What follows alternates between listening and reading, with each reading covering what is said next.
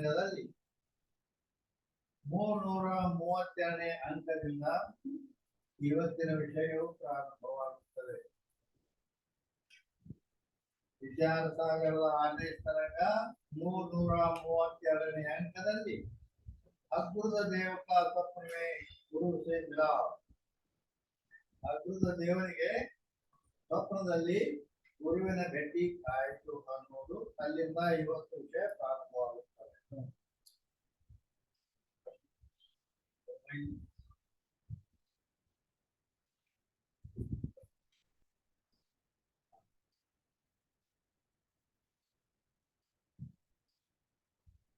ಅಗೃತ ದೇವಕ ಸ್ವಪ್ನವೇ ಗುರು ಸಂಗೀತ. ಅಗೃತ ದೇವನು ಸ್ವಪ್ನದಲ್ಲಿ ಗುರುಗಳಿಗೆ ಭೇಟಿಯಾದ ಅನ್ನೋದನ್ನು ಹೇಳ್ತಾರೆ. तब बार बार अपना जन्म मरण के अद्भुत देव में विचार किया. पुनः पुनः विचार ಮಾಡಿ ಅದ್ಭುತ ದೇವ ಈ ಜನ್ಮ ಮರಣಗಳ ಬಗ್ಗೆ ಕೇಳಿ ಅವ ಏನು ವಿಚಾರ ಮಾಡಿದ ಅನ್ನೋದನ್ನ ಈಗ ಹೇಳ್ತಾರೆ. किसी प्रकार से वन के बाहर निकल जाओ. ಯಾವುದೇ ಒಂದು ರೀತಿಯಿಂದ ವನದ ಹೊರಗೆ ಅಂದ್ರೆ ಈ ಸಂಸಾರ ಜನ್ಮ ಮರಣ ರೂಪ ಸಂಸಾರದಿಂದ ನಾನು ಹೊರಗೆ ಹೋಗ್ಬೇಕು ಅಂತ ನಾವು ವಿಚಾರ ಮಾಡಿ ವನ್ಗೆ ಬಾರಿ ನೈವೇದ್ಯ ಒಂದ್ ವೇಳೆ ನಾವು ಈ ಸಂಸಾರ ರೂಪ ವನದಿಂದ ಹೊರಗೆ ಹೋಗುದಿದ್ರು ಕೂಡ ಚಾಂಡಾಲ ಭಾವ ಮೇಲೆ ದೂರಿ ಹೋಗ್ಯಾವೆ. ಈಗ ಚಾಂಡಾಲ ಭಾವ ಅಂದ್ರೇನು? जीव भाव. चांडाल भाव कहिए जीव भाव, देव भाव कहिए ब्रह्म भाव. ಅದಕ್ಕೆ ಈಗ ನಮ್ಗೇನ್ ಜೀವ ಭಾವ ಬಂದದ. ಜೀವ ಭಾವ ಆ ಭಾವನೆ ಮಾಡ್ಕೊಂಡೇವ ಅಂತ ಅವು ದೂರಿ ಹೋಗ್ಯಾವ. ಇದರಿಂದ ಹೊರಗೆ ಹೋಗುತ್ತಿದ್ರು ಕೂಡ ಈ ಜೀವ ಭಾವ ಏನಂತಿಲ್ಲ, ಇದು ಹೋಗಬೇಕು. ಜೀವ ಭಾವವನ್ನೆಳಿದ ಜೀವತ್ವ ಉಳಿದ ಜೀವ ಭಾವ ಹೋಗಿರ್ಬೇಕು, ಜೀವ ಇರಬೇಕು. ಸರ್ಪದಲ್ಲಿದ್ದ ಸರ್ಪತ್ವ ಹೋಗ್ಬೇಕು, ಸರ್ಪ ಇರಬೇಕು. ಯಾಗ ಸರ್ಪತ್ವ ಹೋಗಿ ಸರ್ಪ ಇರಬೇಕು ಅಂದರೆ ಸರ್ಪಕ್ಕ ಅದು ಮೂಲ ಕಾರಣ. ನಾವು ಎದಕ್ಕೆ ಭಯ, ಸರ್ಪಕ್ಕೆ ನಾವು ಭಯ ಪಡೋದಿಲ್ಲ. ನಾವು ಅದರಲ್ಲಿದ್ದ ವಿಷದ ಹಲ್ಲುಗಳಿಗೆ ನಾವು ಭಯ ಪಡ್ತೀವಿ, ಯಾಕಂದ್ರೆ ಅದೇ ನಮ್ಮ ಮಾಡೋ ಕಾರಣ. ಆ ಹಲ್ಲನ್ನು ತೆಗೆದು ಬಿಟ್ರೆ ಆ ಸರ್ಪವನ್ನು ಕೊಳ್ಳಾಗ ಹಾಕೊಂಡು ಕೈಯಾಗಿ ಹಿಡ್ಕೊಂಡು ಬೇಕಾದ್ ಮಾಡ್ಬೋದು, ಯಾವ ಭಯ ಇಲ್ಲ. ಹೌದಿಲ್ಲ? ಆಗ ಜೀವನಲ್ಲಿ ಜೀವ ಭಾವ ಬಂದಿರ್ತದೆ. ಅದೇ ನಮ್ಮ ದುಃಖಕ್ಕೆ ಕಾರಣ. ಸರ್ಪತ್ವ ಅನ್ನೋದೇನು ಅಲ್ಲಿನ ವಿಷಾನೇ ಕಾರಣ, ಅದು ಮಾಡಕ್ಕ. ಆದ್ರೆ ಸರ್ಪ ಕಾರಣ. ಆಗ ಜೀವನದಲ್ಲಿ ಇರುವ ಜೀವತ್ವ ಭಾವ ಏನು? ನಾ ಜೀವದ್ದೇನೆ, ನಾ ಹುಟ್ಟಿದ್ದೇನೆ, ನಾ ಸಾಯ್ತೀನಿ, ನಾ ಸುಖಿ, ನಾ ದುಃಖಿ, ಹೀಗೆಲ್ಲ ಈ ಭಾವನೆಗಳು ಬಂದ್ಬಿಟ್ಟವು. ಆದ್ರಿಂದ ಈ ಶಾಸ್ತ್ರ, ಗುರುಶಾಸ್ತ್ರಗಳು ಏನ್ ಮಾಡ್ತಾವಂದ್ರ ಆ ಜೀವ ಭಾವವನ್ನು ಕಳೀತಾರೆ. ಜೀವನನ್ನ ಕಳೆಯೋದಿಲ್ಲ, ಜೀವ ಭಾವ ಜೀವನಿಗೆ ಬಂದ ಜೀವ ಭಾವವನ್ನು ನಿವೃತ್ತಿ ಮಾಡುತ್ತವೆ. ಅದಕ್ಕೆ ಚಾಂಡಾಲ ಭಾವ ಮೇಲೆ ದೂರ ಯೋಜ. ಅವ್ರ ದೇವ ಭಾವ ಸದಾ ಮನೆಯಲ್ಲಿ. ಇನ್ನು ದೇವ ಭಾವ ಅಂದ್ರೆ ಬ್ರಹ್ಮ ಭಾವ. ಬ್ರಹ್ಮನೇ ನಾನಿದ್ದೇನೆ, ಆ ಪರಮಾತ್ಮನೇ ನಾನಿದ್ದೇನೆ ಅನ್ನೋ ಭಾವ ಮಾತ್ರ ಸದಾ ನಾ ಜೀವದಲ್ಲಿ ಹುಟ್ಟಿದ್ದೇನೆ, ಸಾಯುತ್ತೇನೆ, ನಾ ಸುಖಿ ಇದ್ದೇನೆ, ನಾ ದುಃಖಿ ಇದ್ದೇನೆ ಅಂತ ಎಲ್ಲ ಇವು ಜೀವ ಭಾವ.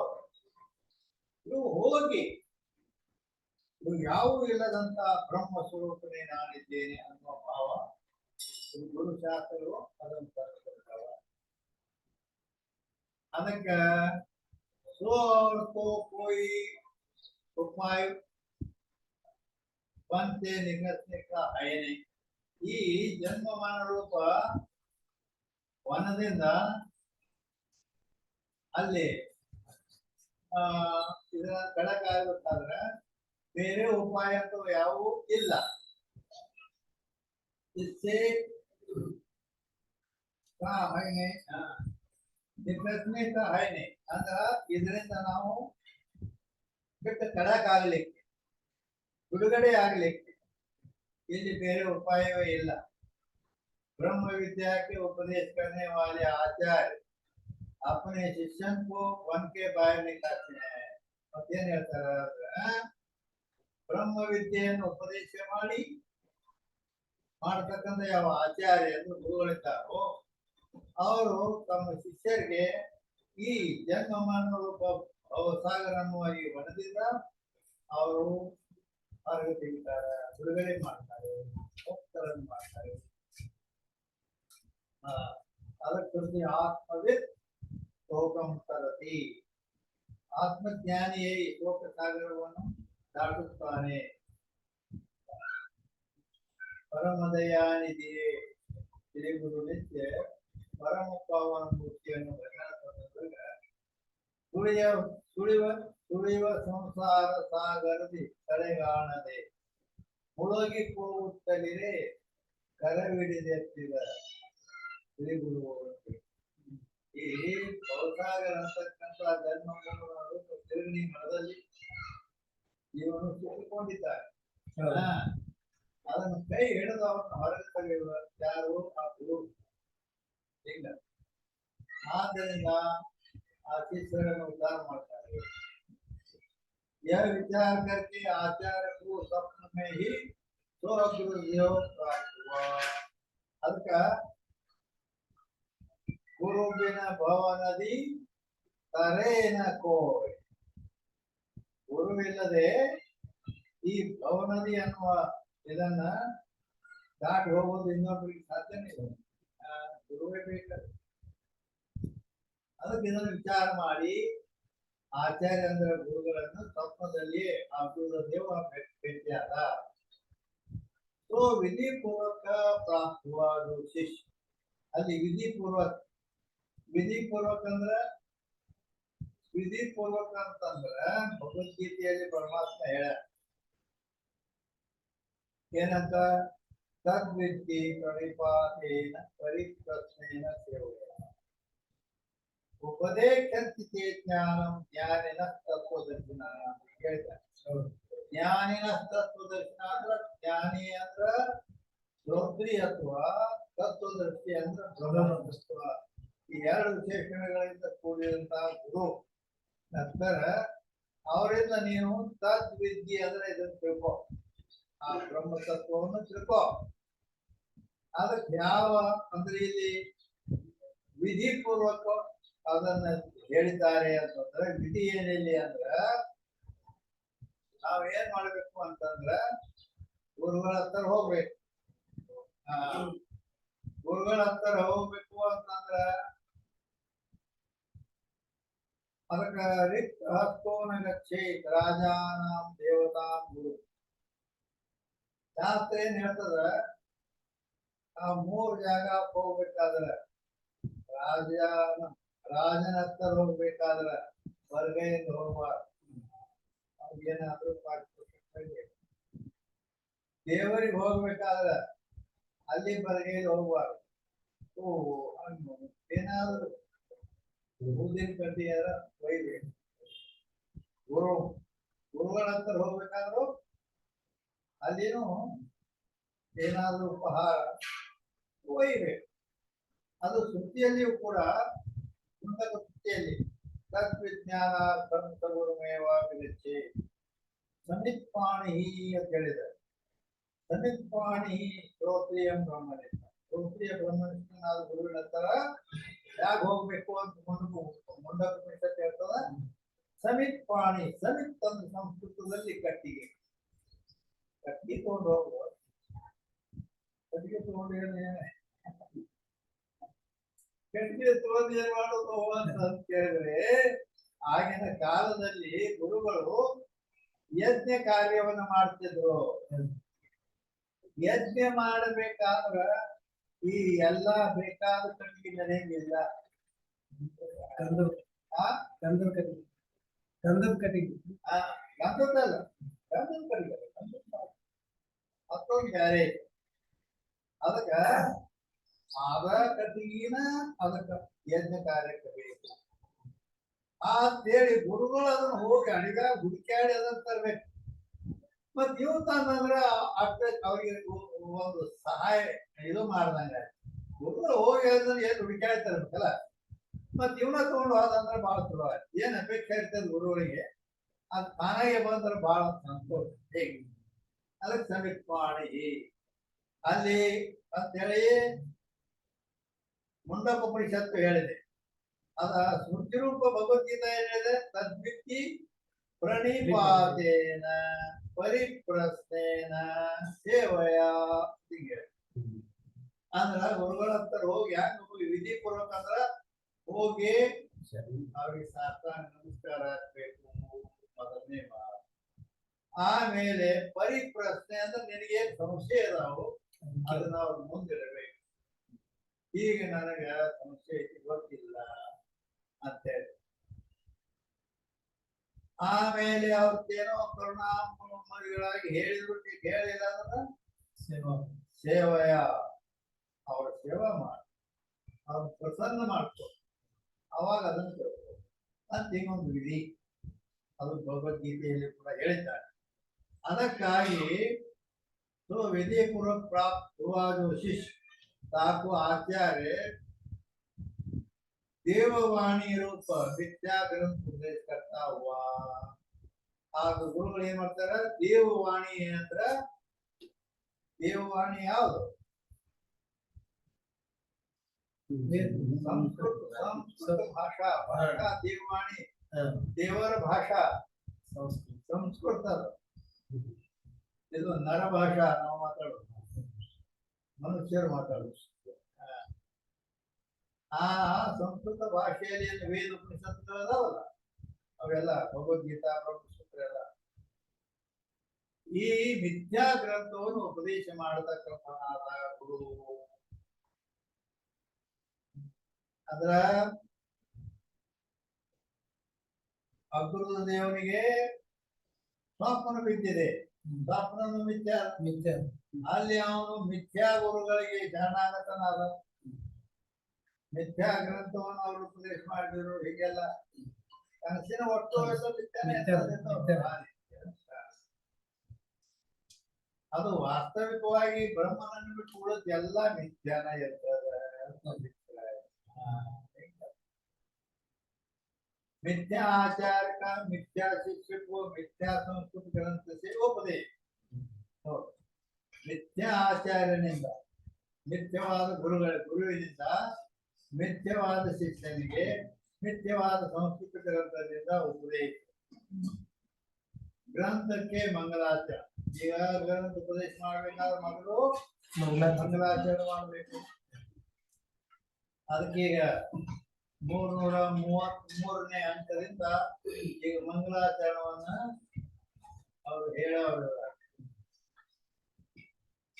संस्कृत ग्रंथ जो मिथ्या आचार्य ने मिथ्या शिक्षा को उपदेश किया, संस्कृत ग्रंथ अंदाज ये 379 ಅಲ್ಲಿ ಕನ್ನಡದ ಜೀವಾತ್ ಬಂದಿತ್ತು.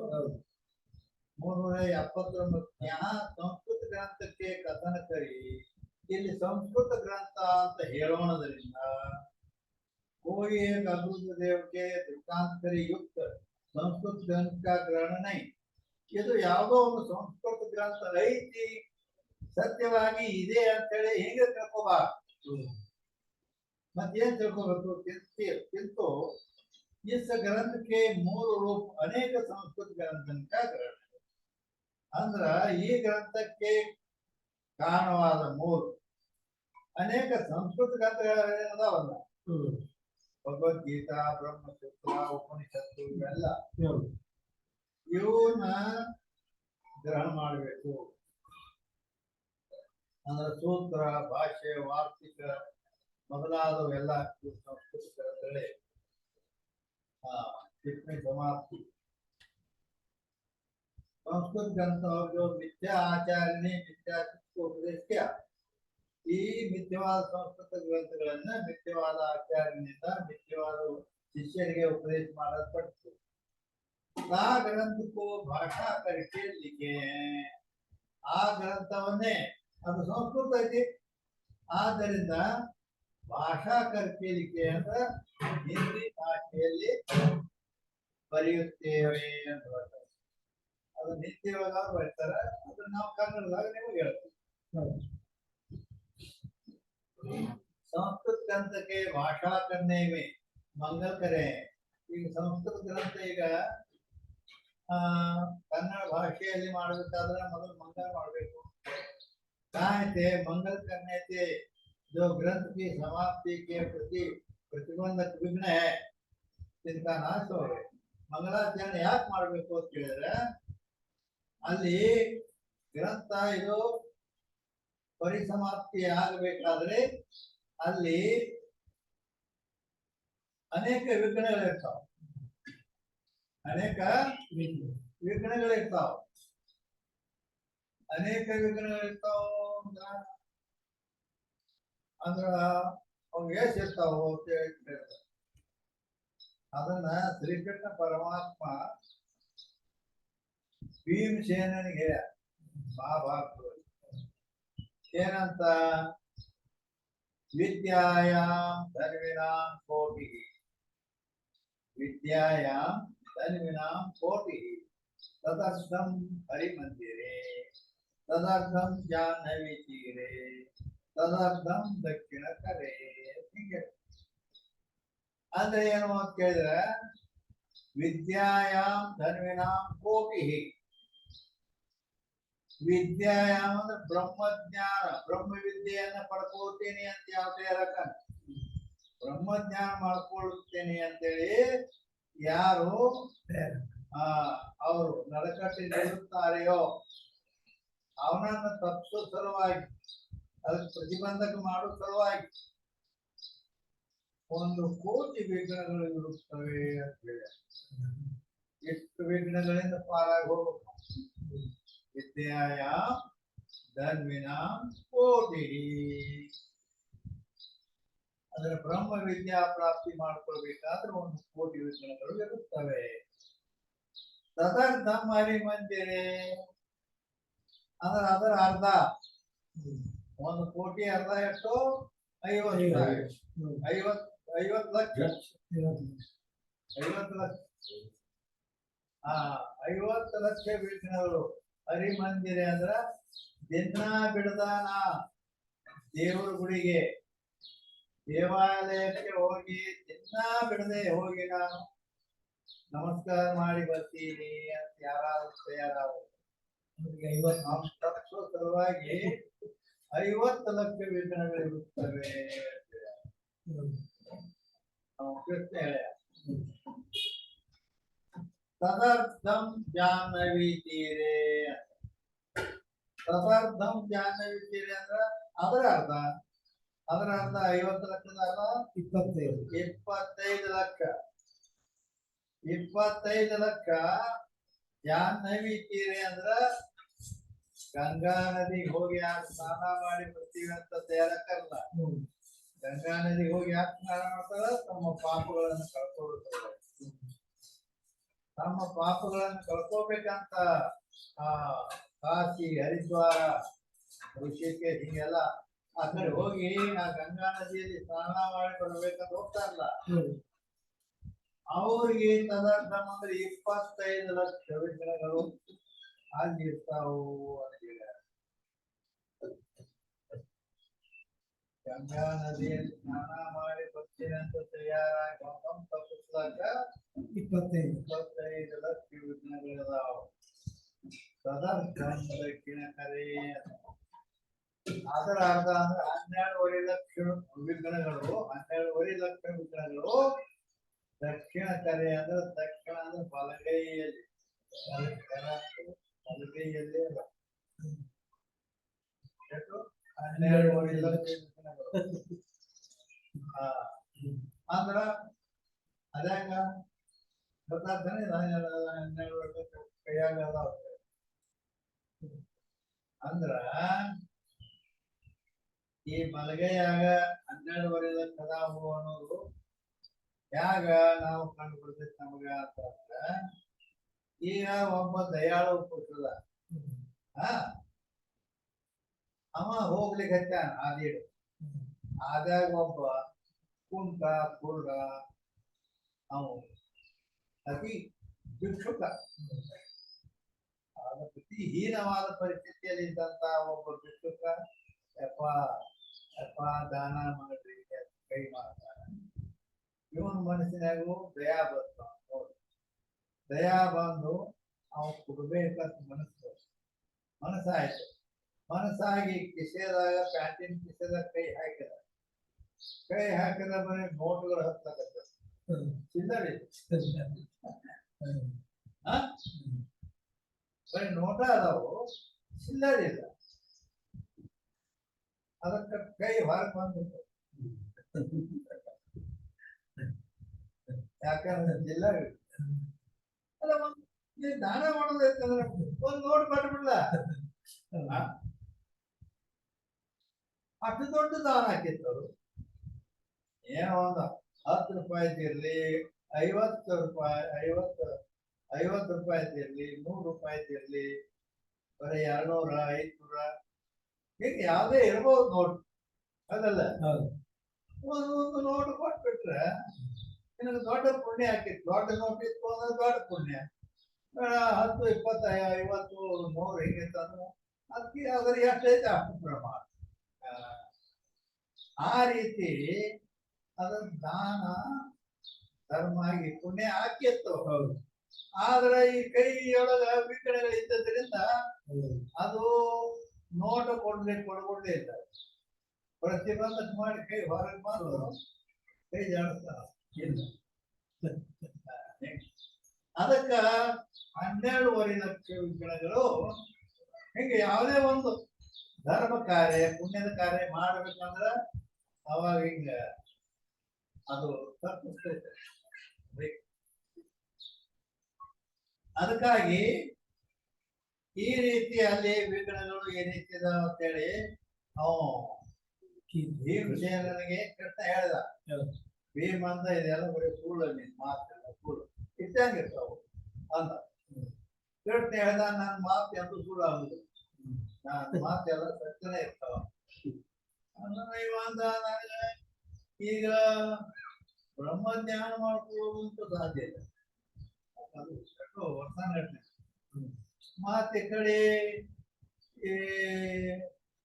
ದಿನ ವರ್ಷಾನುಗಟ್ಟಲೆ ದೇವ್ರಿಗೆ ಹೋಗ್ಬೇಕು ಅಂದ್ರ ಅದನ್ನು ಬಹಳ ದಿನ ಆಗ್ತದೆ. ಮತ್ತ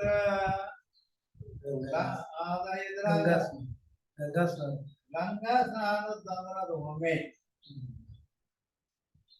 ಅದನ್ನ ಒಂದು ಹೋಗಿ ನೋಡ್ಕೊಂಡ್ ಬಂದ್ರ ಮಾತು ಸಿಗಿದ್ದೆ. ಅಲ್ಲಿ 25 ಲಕ್ಷ ಇರ್ತಾವ ಅಂತ ಹೇಳ್ಯಾರ. ಅಂತೇಳಿ ನಾ ಗಂಗಾ ನದಿ ಹೋಗಿ ಆ ವಿಘ್ನಗಳು ಎಟ್ಟದಾವ ನೋಡೋಣ ಅಂತ ಪರೀಕ್ಷೆ ಮಾಡ್ತದ. ಇವ ಕುದುರೆ ಮೇಲೆ ಕೂತಾವನ ಗಂಗಾ ನದಿ ಹರಿದ್ವಾರಕ್ಕೆ ಹೋಗಿ ಅಲ್ಲಿ ಎಲ್ಲ ನದಿ ದಂಡೆ ಮೇಲೆ ಮುಂಜಾನೆ ಸೂರ್ಯೋದಯ ಪಾದಾವ, ಸೂರ್ಯ ಅಸ್ತ ಆಗೋ ತನಕ ತಿರುಗಾಡಿ ತಿರುಗಿ ಬಂದ. ಕೃಷ್ಣ ನಿನ್ ಮಾತು ಸುಳ್ಳು ಆಯ್ತಲ್ಲ, ನನ್ನ ಮಾತು ಎಂದು ಸುಳ್ಳು ಆಗಂಗಿಲ್ಲ ತಮ್ಮ ಕೃಷ್ಣ. ಅಲ್ಲ ನಾ ಹೋಗಿ ಪ್ರತ್ಯೇಕ ನೋಡಿ ಬಂದಲ್ಲ. ಎಲ್ಲಿಗೆ ಹೋಗಿದ್ವಿ? ಗಂಗಾ ನದಿಗೆ.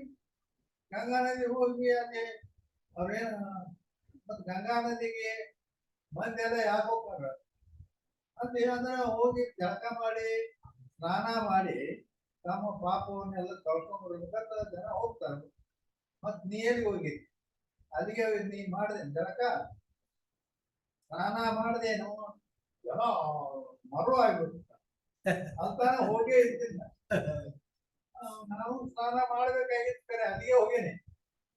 ಆದ್ರೂ ಮರು ಆಯ್ತಂದ್ರೇನು ಅದು ನಿನ್ನ ಮಾಡಿ ಗೊತ್ತಿಲ್ಲ, ಅದು ಪ್ರತಿಬಂಧಕ. ಹೌದು, ಅದು ಒಪ್ಕೊಂಡ. ಅದಕ್ಕೆ ಈ ರೀತಿ ಇಲ್ಲಿ ಮಂಗಲ ಮಾಡಲಿಲ್ಲ ಅಂದ್ರ ಏನಾಗತ್ತೆ? ಪ್ರತಿಬಂಧ. ಅದಕ್ಕ ಪ್ರತಿಬಂಧಕ್ಕಾಗಿ ಆ ಕಾರ್ಯವನ್ನು ಮಾಡುವುದಿಲ್ಲ. ವಿಘ್ನ ತಿರ್ಗ ನಾಶ. ಮಂಗಲ ಮಾಡಿದ್ರೆ ಆ ವಿಘ್ನಗಳೇನಾಗ್ತಾವ? ನಾಶ ಆಗಿ ಹೋಗ್ತಾವ. ವಿಘ್ನ ನಾವು ಪಾಪ್ತಾಯ. ವಿಘ್ನ ಅಂದ್ರೆ ಏನು? ಪಾಪ. ಪಾಪ್ತೆ ಶುಭ ಕರ್ಮಕ್ಕೆ ಸಮಾಪ್ತಿ ಹೋವೇನೆ. ಈಗ ಒಂದು ಯಾವುದೇ ಕಾರ್ಯವನ್ನು ನಾವು ಮಾಡ್ಲಿಕ್ಕೆ ಪ್ರಾರಂಭ ಮಾಡ್ತೀವಿ, ಆ ಶುಭ ಕಾರ್ಯವನ್ನ, ಆದ್ರೆ ಅದು ಏನಾದ್ರು ಬಂದು ಅದು ತಪ್ಪಿಸಿ ಅದನ್ನ ಪೂರ್ಣ ಆಗಗೊಡದಂತೆ ಪ್ರತಿಬಂಧಕ ಮಾಡ್ತೇವೆ. ಪಾಪ ಮಂಗಲತೆ ನಾಶ. ಆ ಪ್ರತಿಬಂಧಕವಾದ ಪಾಪವನ್ನು ಅದು ನಾವು ಮಂಗಲ ಮಾಡುವುದರಿಂದ ಅದು ವಿಘ್ನ नाश होती। और जो पाप रहित होवे सो भी ग्रंथ के आरंभ में मंगल अवश्य करें। ಇನ್ನ ಒಬ್ಬರು ಅನ್ಬೋದು, ನಾ ಜೀವನದೊಳಗೆ ಏನು ಪಾಪ ಮಾಡೇ ಇಲ್ಲ, ನಾನು ಜೀವನದಲ್ಲಿ ಇಂಥ ಒಂದು ಪಾಪ ಮಾಡೇ ಇಲ್ಲ ಅಂತ, ನಾನು ಪಾಪನೇ ಇಲ್ಲ ಮತ್ತು ಪಾಪನಾಶಿ ಎಲ್ಲಿ ಮಾಡೋದು ಅಂತ ಹಿಂಗೆ ಯಾರಾದ್ರೂ ಅಂದ್ರೆ ಅದಕ್ಕೆ ಹೇಳ್ತಾರೆ, तो भी ग्रंथ के आरंभ में मंगल अवश्य करे। ಆ ಪಾಪ ಇಲ್ಲದವರು ಕೂಡ ಗ್ರಂಥದ ಆರಂಭದಲ್ಲಿ ಮಂಗಲಾಚರಣೆಯನ್ನು ಮಾಡಲೇಬೇಕು. ಯಾಕೆ ಮಾಡಬೇಕು? जो ग्रंथ आरंभ में मंगल नहीं किया होवे तो ग्रंथ कर्ता से पुरुषन को नास्तिक भ्रांति हो के ग्रंथ में प्रवृत्त होवेने। ಏನಕತಿ? ನನ್ನಲ್ಲಿ ಪಾಪ ಇಲ್ಲ ಮತ್ತು ಪಾಪ ನಾಶ ಮಾಡೋದು ಎಲ್ಲಿ ಅಂದು ಅದರ ಇದು ಮಾಡ್ಬೇಕಂದ್ರ ಅಂದ್ರ ಇದು ಮಂಗಲಾಚರಣೆ ಮಾಡೋದು ಬೇಡ, ನಮ್ದೇನು ಪಾಪ ಇಲ್ಲ ಅಂತಂದ್ರ ಪಾಪ ಇಲ್ಲದಿದ್ರು ಮಾಡ್ಬೇಕು ಅಂತ ಹೇಳ್ತಾರೆ. ಯಾಕೆ ಮಾಡ್ಬೇಕು ಅಂದ್ರ ಗ್ರಂಥ ಆರಂಭದಲ್ಲಿ ಮಂಗಲ ಮಾಡ್ಲಿಲ್ಲ ಅಂತಂದ್ರ ಗ್ರಂಥಕರ್ತಾನಲ್ಲಿ ನಾಸ್ತಿಕ ಭ್ರಾಂತಿ ಹೋಗಕ್ಕೆ. ನಾಸ್ತಿಕದಾನ ಇವ, ಈ ಗ್ರಂಥ ಕರ್ತ ನಾಸ್ತಿಕದಾನ. ಯಾಕಂದ್ರ ಆಸ್ತಿಕರೆಲ್ಲ ಗ್ರಂಥದ ಆರಂಭದಲ್ಲಿ ಮಂಗಲಾಚರಣೆ ಮಾಡುತ್ತಾರೆ, ಮತ್ತೆ ಇವ್ರು ಮಾಡಿಲ್ಲ ಅಂದ್ರೆ ಇವ್ರು ನಾಸ್ತಿಕರಿದ್ದಾರೋ ಅಂತ ಹೀಗಿಸುತ್ತಾರೆ. ಆದ್ದರಿಂದ ಗ್ರಂಥ ಮೇಲೆ ಪ್ರವೃತ್ತಿ, ಆದ್ರಿಂದ ನಾಸ್ತಿಕ ಐತಿ ಗ್ರಂಥ, ಅಥವಾ ಯಾರು ಪ್ರವೃತ್ತಿ ಆಗುದಿಲ್ಲ. सो मंगल 3 प्रकार का है। ಆ ಮಂಗಲ ಗ್ರಂಥ ಆರಂಭದಲ್ಲಿ ಮಾಡತಕ್ಕಂತ ಏನು ಮಂಗಲ ಅದು 3 ಪ್ರಕಾರವಾಗಿದೆ. ಅವು ಯಾವ ಅಂದ್ರ, एक वस्तु निर्देश रूप है, दूसरा नमस्कार रूप है और तीसरा आशीर्वाद रूप है। 3 ಪ್ರಕಾರ ಆ ಮಂಗಲಾಚರಣೆ ಅದು. ವಸ್ತು ನಿರ್ದೇಶ ರೂಪ ಮಂಗಲ, ನಮಸ್ಕಾರ ರೂಪ ಮಂಗಲ, ಆಶೀರ್ವಾದ ರೂಪ ಮಂಗಲ ಅಂತ 3 ಪ್ರಕಾರ. ಅಲ್ಲಿ ವಸ್ತು ನಿರ್ದೇಶ ರೂಪ ಅಂತಂದ್ರೆ ಎದಕ್ಕೆ ಅಂತಾರು ಅಂತ ಹೇಳಿದ್ರೆ, सगुण अथवा निर्गुण जो परमात्मा सो वस्तु कहिए है, आ परमात्मा सगुणनೂ ಅದನ ನಿರ್ಗುಣನೂ ಅದ. ಆದ್ದರಿಂದ ಸಗುಣ ಪರಮಾತ್ಮನನ್ನಾಗಲಿ ನಿರ್ಗುಣ ಪರಮಾತ್ಮನಾಗಲಿ ಈಗ ನಾವು ಸಚ್ಚಿತ್ ಆನಂದ ನಿತ್ಯ ಪರಿಪೂರ್ಣ ಪರಬ್ರಹ್ಮ ಸ್ವರೂಪ ಅಂತ ನಾವು ಅದಿಲ್ಲ. ಸರ್ವಂ ಕರ್ವಿದಂ ಬ್ರಹ್ಮ ಅಂತ ನಾವು ಅಂತೀವಿ, ಇದು ನಿರ್ಗುಣ ಇದೆ. ಸರ್ವಂ ಕರ್ವಿದಂ ಬ್ರಹ್ಮ ಆತ್ಮೈವೇದಂ ಸರ್ವಂ ನೇಹ ನಾನಾಸ್ತಿ ಕಿಂಚನ ಎಲ್ಲ ಇವು ನಿರ್ಗುಣ. ಆದ್ರೆ ಈಗ ಮರಾಠಿಯಲ್ಲಿ ಅವ್ರು ಏನ್ ಮಾಡ್ತಾರೆ ಮಂಗಳ ಅಂದ್ರೆ, ತೀರ್ಥ ವಿಠಲ, ಕ್ಷೇತ್ರ ವಿಠಲ, ಬಂಧು ವಿಠಲ, ಲೋಕ ವಿಠಲ, ವಿಠಲ ವಿಠಲ ಅಂದ್ರೆ ಸಗುಣ ಬ್ರಹ್ಮ. ಹೌದಿಲ್ಲ? ಆದ್ದರಿಂದ ತೀರ್ಥ ವಿಠಲ, ಕ್ಷೇತ್ರ ವಿಠಲ, ಬಂಧು ವಿಠಲ, ಲೋಕ ವಿಠಲ, ಎಲ್ಲ ವಿಠಲ ಅಂದ್ರೆ ಸಗುಣ ಬ್ರಹ್ಮದ ಮಂಗಲಾಚಾರ. ಹೇಗೆ ಅದಕ್ಕೆ ಸಗುಣ ಅಥವಾ ನಿರ್ಗುಣ ಪರಮಾತ್ಮನ ವಸ್ತು ಅಂತ ಹೇಳಕ್ ಬರ್ತದ. ತಾಕೆ ಕೀರ್ತನ್ ನಾಮ ವಸ್ತು ನಿರ್ದೇಶ, ಅದರ ಕೀರ್ತನ ಅಂದ್ರೆ ಅದು ವಸ್ತು ನಿರ್ದೇಶ ಅಂತ ಹೇಳಕ್ ಬರ್ತದೆ. अपना अथवा शिष्य का जो वांछित वस्तु ताके प्रार्थना का नाम आशीर्वाद रूप मंगल.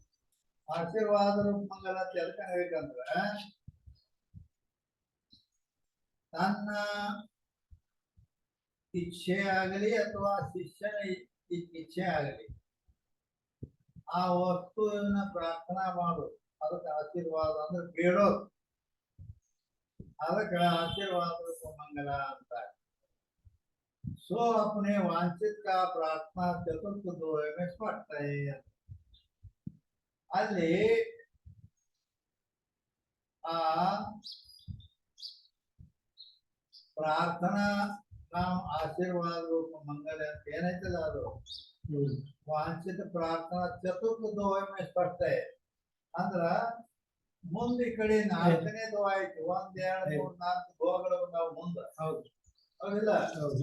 ಆ ನಾಲ್ಕನೇ ದೋಹದಲ್ಲಿ ನೋಡು ಮಂಗಲ ಅಂತ ಅನ್ನುವಲ್ಲಿ ಯಾ ಶಕ್ತಿ ಕಿ ಶಕ್ತಿ ನಹಿ करे ईशय हरदान मेरी वाणी में बसहु ग्रंथ सिद्धि लेखा. ಏನಂದ್ರಲ್ಲಿ ಯಾವ ಶಕ್ತಿಯ ಸ್ವರೂಪವಾದ ದೇವಿಯ ಶಕ್ತಿಯನ್ನೇ ಪಡೆದುಕೊಂಡು ಗರೆ ಈಶಯ ಸಾನ್ ಅಂದ್ರೆ ಈಶ್ವರ ಈ ಜಗತ್ತನ್ನ ಮಾಡಬೇಕಾದ್ರೆ ಆ ಶಕ್ತಿಯನ್ನು ಪಡೆದವ ಈ ಸೃಷ್ಟಿಕರ್ತ ಏನು ನಿರ್ಮಾಣ ಮಾಡ್ಯಾರ. ಕೆಲಸದ ಜಗತ್ತ ಸೃಷ್ಟಿ ಆಗ್ಬೇಕಾದ್ರೆ ಆ ಮಾಯಾ ಶಕ್ತಿಯ ಮೂಲಕವೇ ಆಗಿದೆ ಅಂತ. ಆ ಶಕ್ತಿ ಏನ್ ಮಾಡ್ಬೇಕು, ಮೇರಿ ವಾಣಿ ಮೇ ಬಸವು, ನನ್ನ ವಾಣಿಯಲ್ಲಿ ಬಂದು ಆ ಶಕ್ತಿ ಕೂಡ್ಬೇಕು. ಯಾವ್ದ್ರ ಸಲುವಾಗಿ? ಗ್ರಂಥ ಸಿದ್ಧಿಗೆ ಕಾರಣ. ಈಗ ನಾನು ಅಂದಂದ ಬರಿತೇನೆ ಹೌದಿಲ್ಲ, ಅದಕ್ಕ ಮತ್ತ ಈ ಗ್ರಂಥ ಅವಾಗ ಸಿದ್ಧ ಆಗ್ಬೇಕು. ಅದಕ್ಕಂದ್ರೆ ಏನು? ಗುರುಗಳ ಇಚ್ಛೆ. ಈ ಗ್ರಂಥ ರಚನೆ ಮಾಡೋದಕ್ಕೆ ಇದು ಪೂರ್ತಿ ಆಗಲಿ ಅಂತೇಳಿ ಇಚ್ಛಾ ಇಟ್ಕೊಂಡು ಅಲ್ಲಿ ಆಶೀರ್ವಾದ ಮಂಗಲ ಮಾಡ್ತಾನೆ. ಒಂದು ಇದಕ್ಕಂದ್ರೆ ಶಿಷ್ಯನ ಆ ಬುದ್ಧಿ ಕೂಡ ಅವಾಗ ಶಿಷ್ಯನಿಗೆ ಅಂತೇಳಿ ಹಿಂಗಾರ ಆ ಶಿಷ್ಯನ ಸಲುವಾಗಿರ ಮಾಡ್ತಾರೆ. ಶಿಷ್ಯಕ್ಕೆ ಇಷ್ಟ ಪ್ರಾರ್ಥನಾ ಪಂಚಮ ದೋಹೆ में स्पष्ट है. ಇದು ನಾಲ್ಕನೇ ದೋಹದಲ್ಲಿ ಗುರುವಿನ ಇಷ್ಟ ಏನೋ ಗ್ರಂಥ ಸಿದ್ಧಿ ಆಗೋ ಸಲುವಾಗಿ, ಗ್ರಂಥ ಪರಿಸಮಾಪ್ತಿ ಆಗಲಿ ಅನ್ನೋ ಉದ್ದೇಶದಿಂದ ಗುರು ಅಲ್ಲಿ ಆಶೀರ್ವಾದ ಮಂಗಲ ಮಾಡ್ಯಾರ. ಇನ್ನ ಶಿಷ್ಯನ ಇಷ್ಟದ ಪ್ರಾರ್ಥನಾ ಏನದು ಪಂಚಮ ದೋಹೆ ಮೇಲೆ, ಅಲ್ಲಿ 5ನೇ ದೋಹ ಬಂಧ ಹರಣ ಸುಖ ಕರಣ ಶ್ರೀ ಸಾಧು ದೀನ ದಯಾ ಪಡೆ ಸುನೆ ಜೋ ಗ್ರಂಥ ತಾಕೆ ಹರವು ಜಂಜ. ಏನಂತಾರೆ? ಬಂಧವನ್ನು ನಾಶ ಮಾಡುವಂತ ಯಾವ ಕೇವಲ ಸುಖವನ್ನೇ ಉಂಟು ಮಾಡತಕ್ಕಂತ ಇರುವ ಯಾವ ದಾದೂಜಿ ಅಂತ ಏನದಲ್ಲ, ನಮಗೆ ಹೆಂಗ ಸಿದ್ಧಾರೂಢ ಅಂತ ನಾವ್ ಅಂತೀವಿ, ಹಂಗಾಗಿ ದಾದು ದಾದು ದಾದು ಅಂತ ದಾದು ದೀನ ದಯಾ ಪಡೆ ಸುನೆ ಜೋ ಗ್ರಂಥ. ಈ ಗ್ರಂಥ ಯಾರು ಓದುತ್ತಾರೆ ಕೇಳುತ್ತಾರೆ ಗುರುಮುಖದಿಂದ ತಾಕೆ ಹರವು ಜಂಜ, ಇನ್ನ ಅವರ ಜಂಜಾಲ ಅಂದ್ರೆ ಜನ್ಮಾದಿ ದುಃಖವನ್ನು ನಿವೃತ್ತಿ ಮಾಡುವ ದಾದೂಗೆ ಬೇಡಿಕೊಂಡಾರೆ. ಆಶೀರ್ವಾದ ಮತ್ತೆ ಇನ್ನ गणेश और देवी को ईश्वरता पुराण में प्रसिद्ध है. गणेश ಆಗಲಿ ದೇವಿ ಆಗಲಿ ಇವು ದೇವರಂತೇಳಿ ಈಶ್ವರ ಪುರಾಣದಲ್ಲಿ ಹೇಳ್ಕೊಂಡ್ ಬಂದಾರ. ಯಾತೆ अनीश्वर का चिंतन नहीं, आद्रिंद ಇಲ್ಲಿ अनीश्वर चिंतन ಅಲ್ಲ. पुराण में गणेश का जो जन्म है तो जीव के न्याय कर्म का फल नहीं. गणेश पुराಣ ಅಂತೂ ಒಂದೈತಿ ಅಲ್ಲ, ಇನ್ನೊಂದು ಅಲ್ಲಿ ಜೀವನಂತೆ ಕರ್ಮ ಫಲ. ಆ ಗಣೇಶ ಹುಟ್ಟ್ಯಾನ, ಆ ಮನುಷ್ಯರಂತೆ ಕರ್ಮದಿಂದ ಹುಟ್ಟ್ಯಾನ. ಇಲ್ಲ. ಮನುಷ್ಯರಂತೆ ಕರ್ಮದಿಂದ ಹುಟ್ಟಿಲ್ಲ, ಅವನ ಕರ್ಮಫಲ ಅಲ್ಲ. किंतु रामकृष्ण आदि की न्याय भक्त जन के अनुग्रह वास्ते परमात्मा का ही आविर्भाव हुए ಭಕ್ತರ ಅನುಗ್ರಹ ಅವರಿಗೆ ಭಕ್ತರಿಗೆ ಅನುಗ್ರಹ ಮಾಡಬೇಕೆಂಬ ಉದ್ದೇಶದಿಂದ ಅಲ್ಲಿ ಆವಿರ್ಭಾವವೇ ಅಂದ್ರೆ ಪ್ರಕಟನಾಗಿದ್ದಾನೆ. ಯಾರು? ಗಣೇಶ. ये व्यास भगवान ने परम अभिप्राय है, व्यास भगवान और ಶ್ರೇಷ್ಠವಾದ ಅಭಿಪ್ರಾಯ. ಅಭಿಪ್ರಾಯ ಅಂದ್ರೆ ಹೃದಯಗತ ಭಾವ ಅಭಿಪ್ರಾಯ ಅಂದ್ರ ಇದು ವ್ಯಾಸರ ಅಭಿಪ್ರಾಯ ಅಂತ ಹೇಳ್ತಾರೆ. ಯಾ ಗ್ರಂಥ ಮೇ ಯೇ ರಹಸ್ಯ ಈ ಸ್ಥಾನ ಮೇ, ಈ ಸ್ಥಾನದಲ್ಲಿ ಇನ್ನೊಂದು ರಹಸ್ಯ. ರಹಸ್ಯ ಅಂದ್ರ ಗೌಪ್ಯ ಪ್ರಕಟನ ರಹಸ್ಯ. ಏನ್ ಗುಪ್ತ ಐತಿ ಇಲ್ಲಿ ಅಂತಂದ್ರ परमार्थ दृष्टि से जीव भी परमात्मा से भिन्न नहीं. परमार्थ दृष्टिಯಿಂದ ಈ ಜೀವನು ಕೂಡ ಪರಮಾತ್ಮಕ್ಕಿಂತ ಭಿನ್ನ ಇಲ್ಲ. ಪರಮಾತ್ಮ ದೃಷ್ಟಿಯಿಂದ ಎಲ್ಲ ಸರ್ವಂ ಕಲಿದಂ ಬ್ರಹ್ಮ ಐತಿದ್ದು, ಆದ್ರಿಂದ ಜೀವನು ಕೂಡ ಬ್ರಹ್ಮನೇ ಇದ್ದಾನೆ. परंतु जन्म मरणादि बंध का आत्मा विषय जो अध्यास सो जीव का जीव पड़ा है. आदरे जन्म मरण आदि बंध अदावಲ್ಲ. जन्म ಅಂದ್ರೆ जन्म ಅಂತ ಅದಕ್ಕಂತಾರೆ ಅಪೂರ್ವ ದೇಹ ಇಂದ್ರಿಯ ಗ್ರಹಣ ಜನ್ಮ. प्राग भाव अंतःक्षण को जन्म. अपूर्व इंद्रिय अपूर्व देह इंद्रिय ग्रहण. अपूर्व अंದ್ರ ಮೊದಲಿಲ್ಲದ ದೇಹ ಇಂದ್ರಿಯಾದಿಗಳನ್ನ ಗ್ರಹಣ ಮಾಡ್ತೈತೆ, ಅದಕ್ಕೆ ಜನ್ಮ ಅಂತಾರೆ. ಪ್ರಾಗ ಭಾವ ಅಂತ್ಯ ಕ್ಷಣಕ್ಕೂ ಜನ್ಮ. ಪ್ರಾಗ ಭಾವದ ಅಂತ್ಯ ಕ್ಷಣಕ್ಕನ ಜನ್ಮ ಅಂತ ಹೇಳ್ಬೋದು. ಮರಣ ಅಂತ ಕರ್ತಾರೆ ಸ್ಥೂಲ ಸೂಕ್ಷ್ಮ ವಿಯೋಗ ಮರಣ.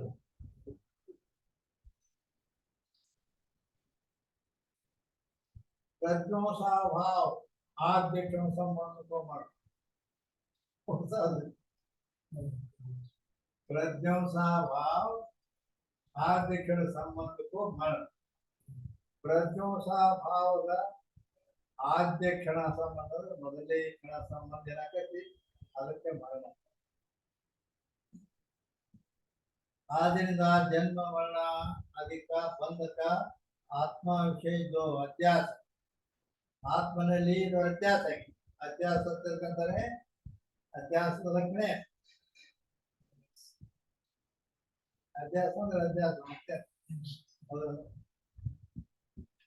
ಅಧ್ಯಾಸ ಅಂತ ಎದಕ್ಕೆ ಕಾಣ್ಬೇಕಂತಾರಂದ್ರೆ ಸ್ವಭಾವ ಅಧಿಕರಣ ಅಭಾಸೋ ಅಧ್ಯಾಸ. ಯಾವುದು ತನ್ನ ಅಧಿಕರಣದಲ್ಲಿ ಅಂದ್ರೆ ಅಧಿಷ್ಠಾನದಲ್ಲಿ ಅಭಾವವಿದೆ ಅಂದ್ರೆ ಅದು ಇಲ್ಲ ಇಲ್ಲ. ಯಾವುದು ತನ್ನ ಅಧಿಕರಣ ಅಂದ್ರೆ ಅಧಿಷ್ಠಾನದಲ್ಲಿ ತಾನು ಇಲ್ಲ, ಅಭಾವ ಅಂದ್ರೆ ತನ್ನ ಅಭಾವವಿದ್ದುಕೊಂಡು ಅಧಿಷ್ಠಾನದಲ್ಲಿ ತನ್ನ ಅಭಾವವಿದ್ದು ಅವಭಾಸ. ಅವಭಾಸ ಅಂದ್ರ ಅದರ ಪ್ರತೀತಿ ಮತ್ತು ಕಥನಕ್ಕೆ ಅವಭಾಸ. ಪ್ರತೀತಿ ಅಂದ್ರೆ ಅದ್ರ ಜ್ಞಾನ ತೋರೋದು. ಅದರ ವಾಸ್ತವಿಕ ಅಧಿಷ್ಠಾನದಲ್ಲಿ ಇಲ್ಲ, ಆದ್ರ ಅದು ತೋರೈತಿ. ಈಗ ಆದದ್ದಕ್ಕೆ ಅಧ್ಯಾಸ ಅನ್ನುತ್ತಾರೆ. ಸ್ವ ಅಭಾವ ಅಂದ್ರೆ ತಾನು ಸ್ವಭಾವ ಅಧಿಕರಣ, ಅಧಿಕರಣದಲ್ಲಿ ತಾನು ಇಲ್ಲ, ಅದಿಲ್ಲ. ಅಭಾಸೋ ಅಂದ್ರೆ ಅದು ತೋರ್ತದೆ. ಹಗ್ಗದಲ್ಲಿ ಸರ್ಪರ ಇಲ್ಲ ಇಲ್ಲ, ಹೌದಲ್ಲ, ಆದ್ರೂ ಒಡೆ ಅದಕ್ಕೆ ವ್ಯತ್ಯಾಸ.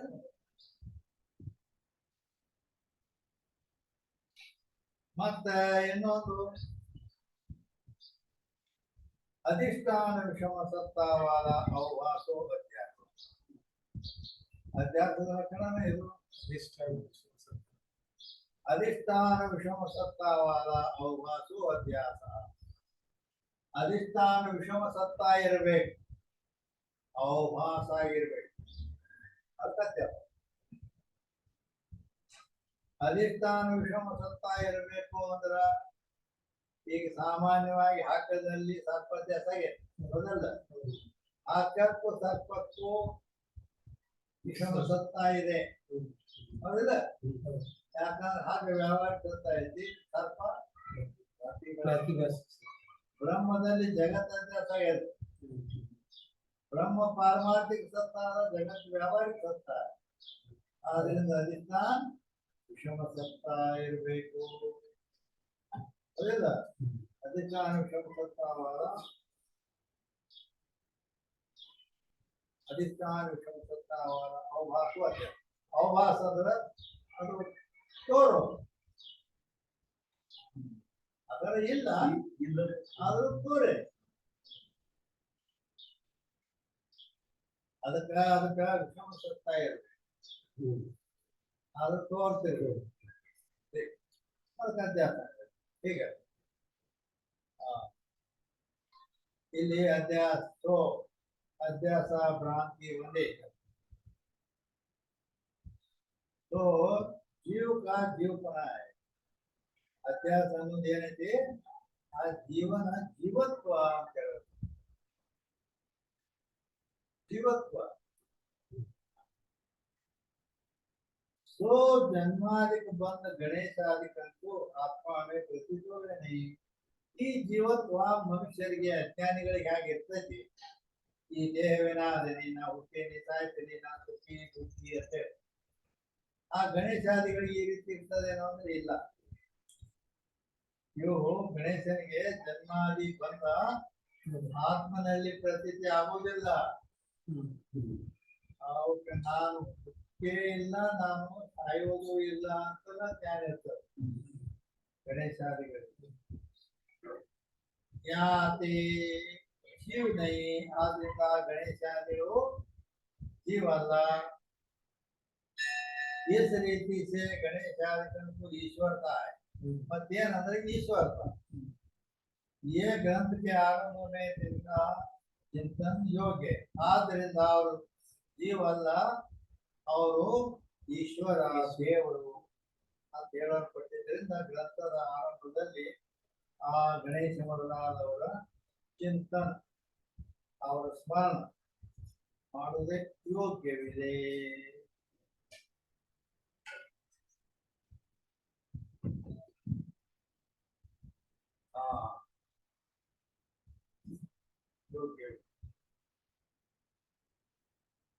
नाना रूप ईश्वर का जो कथन है, सो सर्व को ईश्वर का द्योतन करने वाले. ಅಲ್ಲಾವತ್ತೀಗ ಗಣೇಶಗ ಒಬ್ಬ ಈಶ್ವರ ಅಂತ ಹೇಳಿದ್ರೆ ಏಕೈತಿ. ಆದ್ರ ಏನದು ಒಂದು ಯಾಕ ದುರ್ಗವ್ವ, ಶ್ಯಾಮವ್ವ, ಮಹಾಂಕಾಳಿ, ಸರಸ್ವತಿ, ಪಾರ್ವತಿ, ಬಸವಣ್ಣ, ಶಿವ, ಶಂಕರ, ವಿಷ್ಣು, ಏನದು 33 ಕೋಟಿ ದೇವತೆಗಳು. ಕೋಟಿ.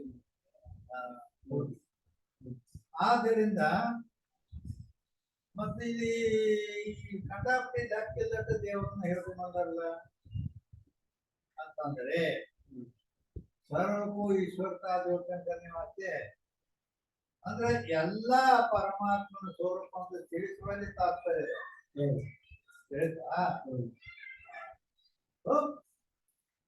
ಕೆಲವೊಂದು ಹೇಳಿ ಭಗವದ್ಗೀತೆಯಲ್ಲಿ ಅಲ್ಲಿ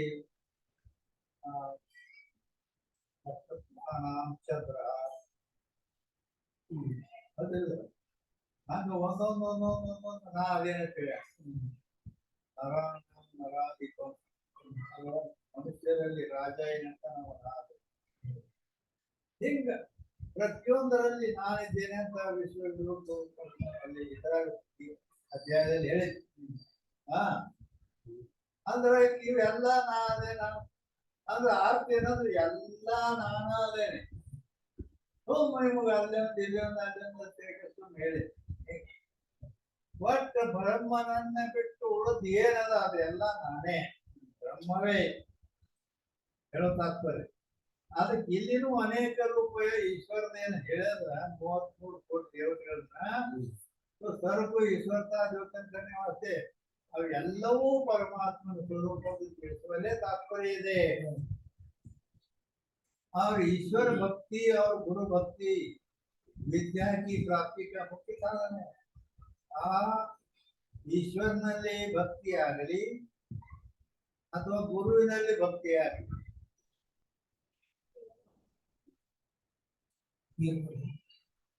ಅದು ವಿದ್ಯೆಯ ಪ್ರಾಪ್ತಿಗೆ ಮುಖ್ಯ ಸಾಧನ ಅಂತ ಹೇಳಿದೆ. ಅದೇ ಆಗದು ಈಶ್ವರನಲ್ಲಿ ಭಕ್ತಿ, ಗುರುವಿನಲ್ಲಿ ಭಕ್ತಿ, ಇವು ವಿದ್ಯಾ ಪ್ರಾಪ್ತಿಗೆ ಮುಖ್ಯ ಸಾಧನದವ ಅಂತ ಹೇಳ್ಯಾರ.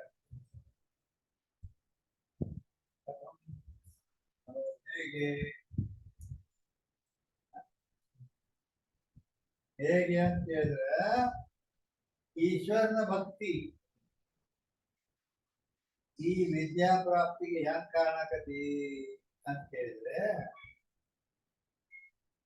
ಆ ವಿದ್ಯೆಗೆ ಎದರಿಂದ ವಿದ್ಯೆ ಸಿಗ್ತದ? ಗುರು ಶಾಸ್ತ್ರಗಳಿಂದ ಸಿಗ್ತದೆ, ಹೌದಿಲ್ಲ? ಶ್ರೋತ್ರಿಯ ಬ್ರಹ್ಮನಿಷ್ಠ ಗುರು ಇರಬೇಕು, ವೇದಾಂತ ಶಾಸ್ತ್ರ ಇರಬೇಕು, ಅಂದ್ರೆ ಬ್ರಹ್ಮಜ್ಞಾನ. ಬ್ಯಾರೆ ಗುರು ಬ್ಯಾರೆ ಶಾಸ್ತ್ರ ಇದ್ರ ಶ್ರೋತ್ರಿಯ ಬ್ರಹ್ಮನಿಷ್ಠ ಗುರು, ವೇದಾಂತ ಶಾಸ್ತ್ರ ಇವುಗಳಿಂದ ಬ್ರಹ್ಮಜ್ಞಾನವಾಗುತ್ತದೆ. ಅಂದ ಮೇಲೆ ಆ ಈಶ್ವರನ ಕೃಪಾ ಎದಕ್ಕೆ ಬೇಕಂದ್ರ ಇವುಗಳನ್ನು ಪ್ರಾಪ್ತಿ ಮಾಡುತ್ತದೆ. ಇಂಥ ವೇದಾಂತ ಶಾಸ್ತ್ರವನ್ನೇ ನಾ ಹಿಡಿಬೇಕು. ಇದನ್ನ ಬಿಟ್ಟು ಬೇರೆ ಬೇರೆ ಅದಾವಲ್ಲ, ಈಗ ಸಾಹಿತ್ಯ ಅಂತ ಹೇಳ್ತಾರೆ, ಸಾಹಿತ್ಯ ಕನ್ನಡ ಸಾಹಿತ್ಯ ಅಂದ್ರ ಈ ರೀತಿ ಅಲ್ಲಿ ಈ ವೇದಾಂತ ಗ್ರಂಥ ಮತ್ತು ವೇದಾಂತ ಗ್ರಂಥವನ್ನು ತಿಳಿಸಿಕೊಡತಕ್ಕಂಥ ಶ್ರೋತ್ರಿಯ ಬ್ರಹ್ಮನಿಷ್ಠ ಗುರು ಇವು ಪ್ರಾಪ್ತಿ ಆಗಬೇಕಾದ್ರೆ ಈಶ್ವರನ ಕೃಪೆಯಿಂದಲೇ ಪ್ರಾಪ್ತಿ. ಅದಕ್ಕೆ ಹಿಂದಿಯಲ್ಲಿ ಇವರು ರಚನೆ ಮಾಡ್ತಾರೆ, ಈಶ್ವರ ಕೃಪಾ ಅಂತ ಎದಕ್ಕೆ ಅನ್ಬೇಕು ಅಂತ ಹೇಳಿದ್ರೆ ज्ञान का सामग्री प्राप्ति को ईश्वर कृपा कहे. चंद्रोदयದಲ್ಲಿ ಏನ್ ಹೇಳಿದೆ?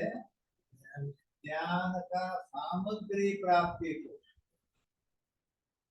ज्ञान का सामग्री प्राप्ति को ईश्वर कृपा कहे. ಜ್ಞಾನದ ಸಾಮಗ್ರಿಗಳನ್ನ ಪ್ರಾಪ್ತಿ ಮಾಡಿಕೊಡುವುದೇ ಈಶ್ವರನ ಕೃಪಾ. ಜ್ಞಾನದ ಸಾಮಗ್ರಿ ಏನು? ಈ ವೇದಾಂತ ಗ್ರಂಥ. ಮತ್ತ ಇದಕ್ಕ ತಿಳ್ಕೋಬೇಕನ್ನೋ ಇಚ್ಛಾ ಮತ್ತ ಅವ್ರ ಸಮಯ. ಈಗ ನೋಡ್ರಿ, ಸಮಯ ಸಿಕ್ಕಿಲ್ಲ, ಎಷ್ಟು ಮಂದಿ ಬಂದಿಲ್ಲ, ಹೌದು. ಮತ್ತೆ ಇವೆಲ್ಲ ಈಶ್ವರ ಕೃಪಾ ಅಂದ್ರ ಅವೆಲ್ಲ ಒದಗಿಸ್ತವೆ. ಆದ್ದರಿಂದ ಆ ಈಶ್ವರ ಕೃಪಾ ಬೇಕು. ಇಲ್ಲ ಅಂದ್ರ ಈ ಶಾಸ್ತ್ರನೂ ನಡೆಯಂಗಿಲ್ಲ, ಬಂದ್ಬಿಡ್ಬೇಕು ಯಾವ್ದಾರು ಒಂದು ಕಾರಣ. ಅದನ್ನ ಕೇಳಾಕ ಇಚ್ಛಾ ಹೋಗ್ತದೆ ಈಶ್ವರ ಕೃಪಾ. ಅವನ್ ಬಂದು ಇಲ್ಲಿ ಕೇಳೋದು ಅನುಕೂಲ ಆಗ್ಬೇಕು, ಅದು ಈಶ್ವರ ಕೃಪಾ. ಹಿಂಗೆಲ್ಲ ಇವುಗಳನ್ನು ಒದಗಿಸಿಕೊಡ್ತಕ್ಕಂಥ ಈಶ್ವರ. ಆಮೇಲೆ ಗುರು ಕೃಪಾ ಏನ್ ಮಾಡ್ತದ? ಅವ ಗುರು ಇವನಿಗೆ ಪ್ರತಿಯೊಂದನ್ನೆಲ್ಲ ಅದಕ್ಕ ತಿಳಿಸಿಕೊಡೋದು. ಅವ ಇವನಿಗೆ ತಿಳಿದಿ ಅಂತೇಳಿ ಕಳಕಳಿಯಿಂದ ಇವನಿಗೆ ತಿಳಿಸ್ಕೊಡೋದು. ಅದು ಬರ್ಬೇಕು ನಾವು. ರಾಷ್ಟ್ರೀಯ ಇಲ್ಲಿ ಗೌಪ್ಯವಾಗಿರೋದ್ರಲ್ಲೆಲ್ಲ ಅದಕ್ಕ ಅಂದ್ರ ಈಗ ಹುಬ್ಬಳ್ಳಿ ಸಿದ್ದಾರ ಮಠದಲ್ಲಿ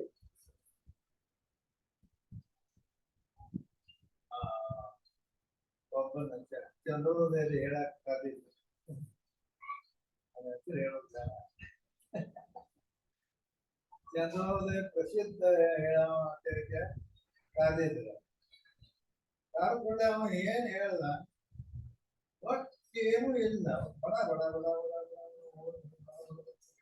ಏನ್ ತಿಂಗಳದಾಗ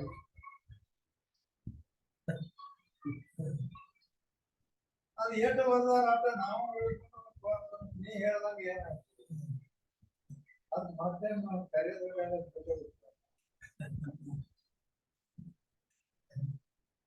ತಿಳಿಸಿ ಹೇಳ್ಬೇಕು. ಈಗ ಇಲ್ಲಿ ನಾವು ಸಾಮಾನ್ಯ ಮಾತು ಇಲ್ಲಿ ಏನ್ ಹೇಳಿದ್ರು ಅಂದ್ರ ಈಶ್ವರ ಕೃಪಾ ಗುರು ಕೃಪಾ ಬೇಕು. ಈಶ್ವರ ಕೃಪಾ ಗುರು ಕೃಪಾ ಬೇಕಂತ ಹೇಳಿ ಹೇಳ್ಯಾರ. ನಾವು ಈಶ್ವರ ಕೃಪಾ ಗುರು ಕೃಪಾ ಬೇಕು ನಡೆದ ತಿಳಿಬೇಕಲ್ಲ ಅದ. ಈಶ್ವರ ಕೃಪಾ ಹೆಂಗ ಈ ವಿದ್ಯಾ ಪ್ರಾಪ್ತಿಗೆ, ಮತ್ತೆ ಗುರು ಕೃಪಾ ಯಾವ ರೀತಿ, ಹೌದಿಲ್ಲ? ಬಿಡಿಸಿ ತಿಳಿಸಿ ಹೇಳ್ಬೇಕಲ್ಲ ಆ ರೀತಿ. ಹೀಗಾಗಿ ಇಲ್ಲಿ ಈಶ್ವರ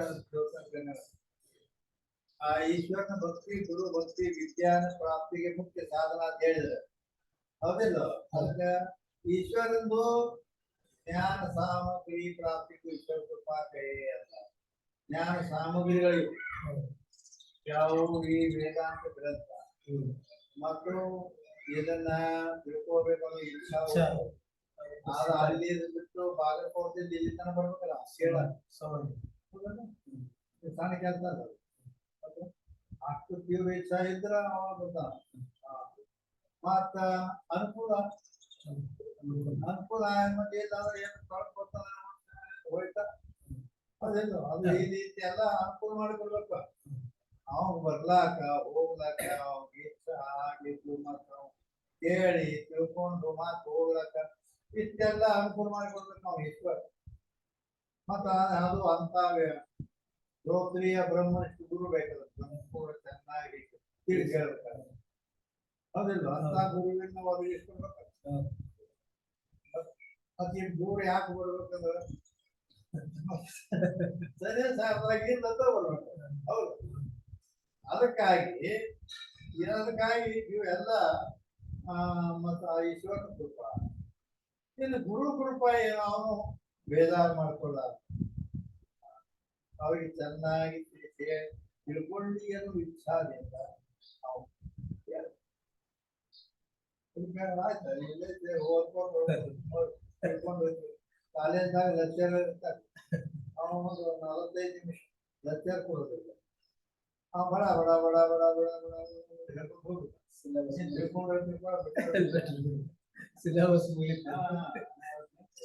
ಏನು ನೋಡೋದಿಲ್ಲ, ನಾನ್ ಸ್ಟಾಪ್ ಗಾಡಿ ಹಿಂಗೆ. ಅದಕ್ಕಾಗಿ ಗುರುವನು ಕಳಕಳಿಯಿಂದ ಮತ್ತೆ ಪುನಃ ಅದನ್ನ ಸಾವಕಾಶವಾಗಿ ಹೇಳಿ ಹೋಗೋದು ಗುರು ಕೃಪಾ. ಅದಕ್ಕೆ ಬೇಕು ಶೋಷಣೆ ಅಷ್ಟೇ. ಅದಕ್ಕೆ ईश्वर ते गुरु में अधिक आधार भक्ति सुजान बिना गुरु भक्ति प्रवीण हो रहे ನಾತ್ಮಜ್ಞಾನ ಮೋದ ತರಂಗದಲ್ಲಿ ಬಂದಿದೆ. ಈಶ್ವರನಿಗಿಂತಲೂ ಗುರುವಿನಲ್ಲಿ ಭಕ್ತಿ ಹೆಚ್ಚಿಗಿಡಬೇಕಂತ ಹೇಳ. ಯಾಕ ಬಿನ ಗುರು ಭಕ್ತಿ ಪ್ರವೀಣ ಹೋ, ಪ್ರವೀಣ ಬಹಳ ಎಲ್ಲ ಶಾಸ್ತ್ರ ಬಹಳ ಚೆನ್ನಾಗಿ ಬದಲಾವದ, ಬುದ್ಧಿ ಕುಶಲತೆ ಎಲ್ಲ ಚೆನ್ನಾಗಿ ಆದ್ರೂ ಆಗೋದು ನಡೆಯೋದಿಲ್ಲ. ಅದಕ್ಕಾಗಿ ಅಲ್ಲಿ ಈಶ್ವರತೆ ಗುರುಮೆ ಅಧಿಕದಾರ ಭಕ್ತಿ, ಗುರುವಿನಕ್ಕಿಂತ ಈಶ್ವರನಲ್ಲಿ, ಈಶ್ವರನಿಗಿಂತ ಗುರುವಿನಲ್ಲಿ ಭಕ್ತಿ ಶ್ರೇಷ್ಠ ಹೆಚ್ಚಿಗಿಡಬೇಕು. ಯಾಕ ವಿನಗುರು ಭಕ್ತಿ ಪ್ರವೀಣವು ಲಹೇನ ಆತ್ಮಹತ್ಯ. ಗುರು ಇಲ್ಲದನ ಈ ಆತ್ಮಜ್ಞಾನ ಆಗುವ ಸಾಧ್ಯನೇ ಇಲ್ಲ. ಗುರುವಿನ ಬಿಟ್ರೆ ನೀವು ಬೇಕಾದಷ್ಟು ಓದ್ಪ, ನೀವು ಓದ್ಕೊಂಡು ಅದನ್ನು ತಿಳಿಸಿ ಹೇಳಬೇಕು ಅವಾಗ. ಆದ್ದರಿಂದ ವಿನಗುರು ಭಕ್ತಿ ಪ್ರವೀಣವು ಲಯನ ಆತ್ಮಜ್ಞಾನ ಆಗುವುದಿಲ್ಲ, ಶಬ್ದಜ್ಞಾನ ಆಗುವುದಿಲ್ಲ. ಅಥ ನಿರ್ಗುಣ ವಸ್ತು ತಿಳಿತನ ಅಲ್ಲಿ ಮಿಥ್ಯಾಚಾರ್ಯ ಈಗ ನಿರ್ಗುಣ ವಸ್ತು ನಿರ್ದೇಶ ರೂಪ ಅಲ್ಲಿ ಹೇಳ್ತಾರೆ. ಅದು ಮಂಗಲ ಮಾಡ್ತಾರೆ 335ನೇ ಅಂಕದ. ಸ್ವಪ್ನದಲ್ಲಿ ಅಕೃತ ದೇವನಿಗೆ ಉಪದೇಶ ಪ್ರಾರಂಭವಾದ್ದರಿಂದ ನೂತನ ಗ್ರಂಥ ಪ್ರಾರಂಭಕ್ಕೆ ಮಂಗಲ ಮಾಡಿದ್ದಾರೆ. ಆ ಮಂಗಲ ಇಲ್ಲಿ ಮಾಡ್ತಾರೆ. ಈಗ ಅದು ಹಿಂದೆ ಹೇಳ್ತಾನ. ಈಗ ಮಂಗಲ ಜಾಗೃತ ಸತ್ಯ ಪ್ರಕಾಶತೆ ಪರಕಾಶತರ ವಿಚಂದ सोसाथी मैं बुद्धि को शुद्ध रूप आनंद नाथे विष्णु समूलते श्री गणपति को नाम जा चिंतन बिन हुए नहीं केवल हो के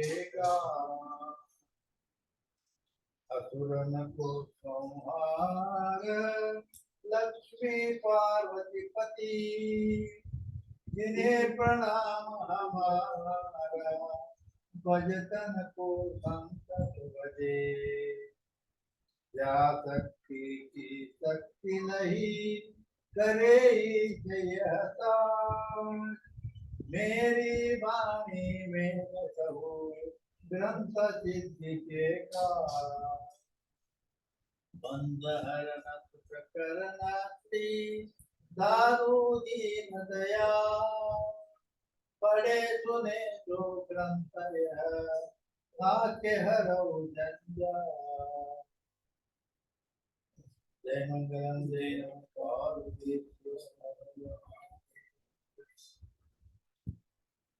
ಅಂದ್ರೆ ಇದು ಮಂಗಲ ಮಾಡಿದ್ರಿ ಅಂತ. ಅದಕ್ಕೆ ಈಗ 335ನೇ ಅಂಕದಿಂದ ನಿರ್ಗುಣ ವಸ್ತು ನಿರ್ದೇಶ ಮಂಗಲ ಹೇಳ್ತಾರೆ.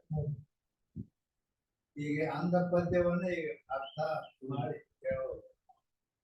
ಯಾವಿಗೂ ಸತ್ಯ ಪ್ರಕಾಶತೆ ಪ್ರಕಾಶತರ ವಿಚಂದ ಸೋ ಸಾಕ್ಷಿಮಯ ಬುದ್ಧಿ ಗೋ ಶುದ್ಧ ರೂಪ ಆನಂದ ಅಂತ 1ನೇ ನುಡಿ ಹೇಳ.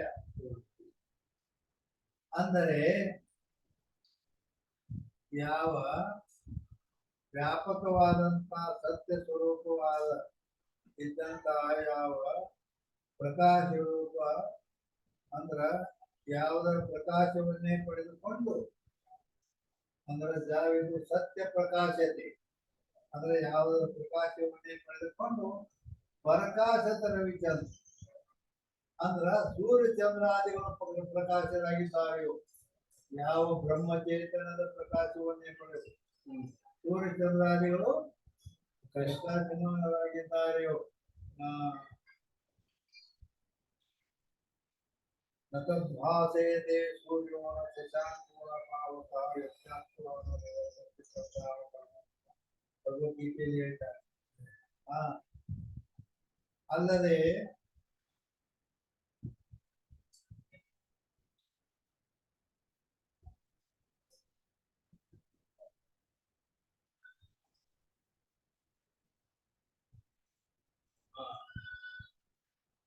ಯದಾದಿತ್ಯಗತಂ ತೇಜೋ ಜಗದ್ಭಾಸೇತೆ ಅಖಿಲಂ ಯತ್ ಚಂದ್ರಮಸಿ ಯತ್ ಅಗ್ನೌ ತತ್ ತೇಜೋ ವಿದ್ಧಿ ಮಾಮಕಂ. ಅದು ಅನ್ನದು ಏನು ಯದಾದಿತ್ಯಗತಂ ತೇಜೋ ಆದಿತ್ಯ ಅಂದ್ರೆ ಸೂರ್ಯನಲ್ಲಿ ಏನು ಪ್ರಕಾಶ ಐತಲ್ಲ ಆ ಪ್ರಕಾಶ ಯತ್ ಚಂದ್ರಮಸಿ ಚಂದ್ರನಲ್ಲಿ ಯಾವ ಪ್ರಕಾಶ ಇದೆ ಅದು ಅಗ್ನೌ. ಅಗ್ನಿಯಲ್ಲಿ ಯಾವ ಪ್ರಕಾಶ ಇದೆಯೋ ತತ್ ತೇಜೋ ವಿದ್ಧಿ ಮಾಮಕಂ. ಅದು ನನ್ನ ಪ್ರಕಾಶವನ್ನೇ ಆ ಸೂರ್ಯ ಚಂದ್ರಾದಿಗಳು ಪಡೆದುಕೊಂಡು ಅವರು ಪ್ರಕಾಶಮಾನರಾಗಿದ್ದಾರೆ, ಜಗತ್ತನ್ನು ಬೆಳಗುತ್ತಿದ್ದಾರೆ. ನೀರು ತಂಪಾಗಿದ್ರು ಅಗ್ನಿಯ ಪ್ರಕಾಶವನ್ನು ಪಡೆದುಕೊಂಡು ಅದು ಕೈ ಹಾಕಿದವರನ್ನ ಕೈ ಸುಡುತ್ತದೆ. ಯಾವುದು? ಜಲ. ಹೌದಿಲ್ಲ? ಆಗನ ಸೂರ್ಯ ಚಂದ್ರಾದಿಗಳು ಜಗತ್ತನ್ನ ಪ್ರಕಾಶ ಮಾಡ್ತಾರ ಅಂತಂದ್ರು ಆ ಪ್ರಕಾಶ ಅವಕೊಡಲ್ಲ. ಅಂದ್ರ ಆ ಪರಬ್ರಹ್ಮ ವಸ್ತು ಏನೈತಿಲ್ಲ ಆತ್ಮ ಸ್ವರೂಪ ಅದರ ಪ್ರಕಾಶವನ್ನೇ ಪಡೆದು ಸೂರ್ಯ ಚಂದ್ರಾದಿಗಳು. ಅದಕ್ಕೆ ಯದಾದಿತ್ಯಗತಂ ತೇಜೋ ಜಗದ್ಭಾಸೇತಿ ಅಖಿಲಂ ಯಚ್ಚಂದ್ರಮಸಿ ಯಚ್ಚಗ್ನೌ ತತ್ ತೇಜೋ ವಿದ್ಧಿ ಮಾಮಕಂ ಅಂತ ಹೇಳಿ ಹೇಳ್ತಾರೆ. ಅದು ಆ ಪರಬ್ರಹ್ಮ ವಸ್ತು ಅಂತ. ಅದಕ್ಕೆ ಪ್ರಕಾಶ ಚಂದ್ರ ಸ್ವಸಾಕ್ಷಿಮಯ ಬುದ್ಧಿಗೂ ಅದುವೇ ನಾನಾಗಿದ್ದು ಬುದ್ಧಿಗೆ ಸಾಕ್ಷಿಯಾಗಿಯೂ ಶುದ್ಧ ರೂಪ ಆನಂದ ಅಂದ್ರೆ ನಾನು ಶುದ್ಧ ಸ್ವರೂಪವಾಗಿಯೂ ಆನಂದ ಸ್ವರೂಪವಾಗಿಯೂ ನಾನಿದ್ದೇನೆ. ಅಂದ್ರೆ ಆತ್ಮ ಸ್ವರೂಪವೇ ನಾನಿದ್ದೇನೆ ಅಂತೇಳಿ ಇಲ್ಲಿ ವಸ್ತು ನಿರ್ದೇಶ ನಿರ್ಗುಣ ವಸ್ತು ಮುಂದೆ ಮಾಡ್ಯಾರ. ಅಥವಾ ಸಗುಣ ವಸ್ತು ನಿರ್ದೇಶ. ಈಗ ನಿರ್ಗುಣದಾಯ್ತು, ಈಗ ಸಗುಣದ ಮಾಡ್ತಾರೆ. ನಾಸೇ ವಿಘ್ನ ಸಮೂಲತೆ ಶ್ರೀ ಗಣಪತಿ ಕೋನ ಯಾ ಚಿಂತನದಿಂದ ಹೊಯ್ನೈ ದೇವನ ಹೂಸೆ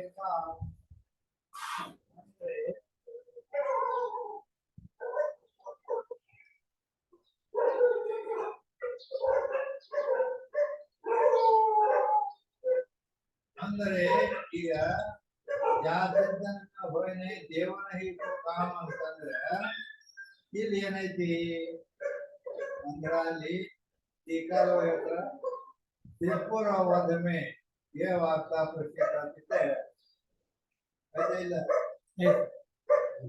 ತ್ರಿಪುರ ಸಂಹಾರದಲ್ಲಿ ಈ ವಾರ್ತೆ ತ್ರಿಪುರ ಸಂಹಾರ ಈ ಮಾತು ಪ್ರಸಿದ್ಧ ಐತಿ ಅಂತ ಹೇಳಿ ಅಲ್ಲಿ ತ್ರಿಪುರ ಅಂದ್ರ ಅಲ್ಲಿ 381 ಡಿಸ್ಟ್ರಿಕ್ಟ್ ಬರುತ್ತೆ. मैदान वर्चित तीन पुर के नाश में प्रवृत्त भय महादेव का जो भया नहीं सबको सर्वदेव सहित हो के विघ्नराज जो गणेश का को इस कड़ी महादेव की विजय द्वारा जीवन का कार्य निर्भय का शुभ भया यह प्रकार पुराण में प्रसिद्ध है।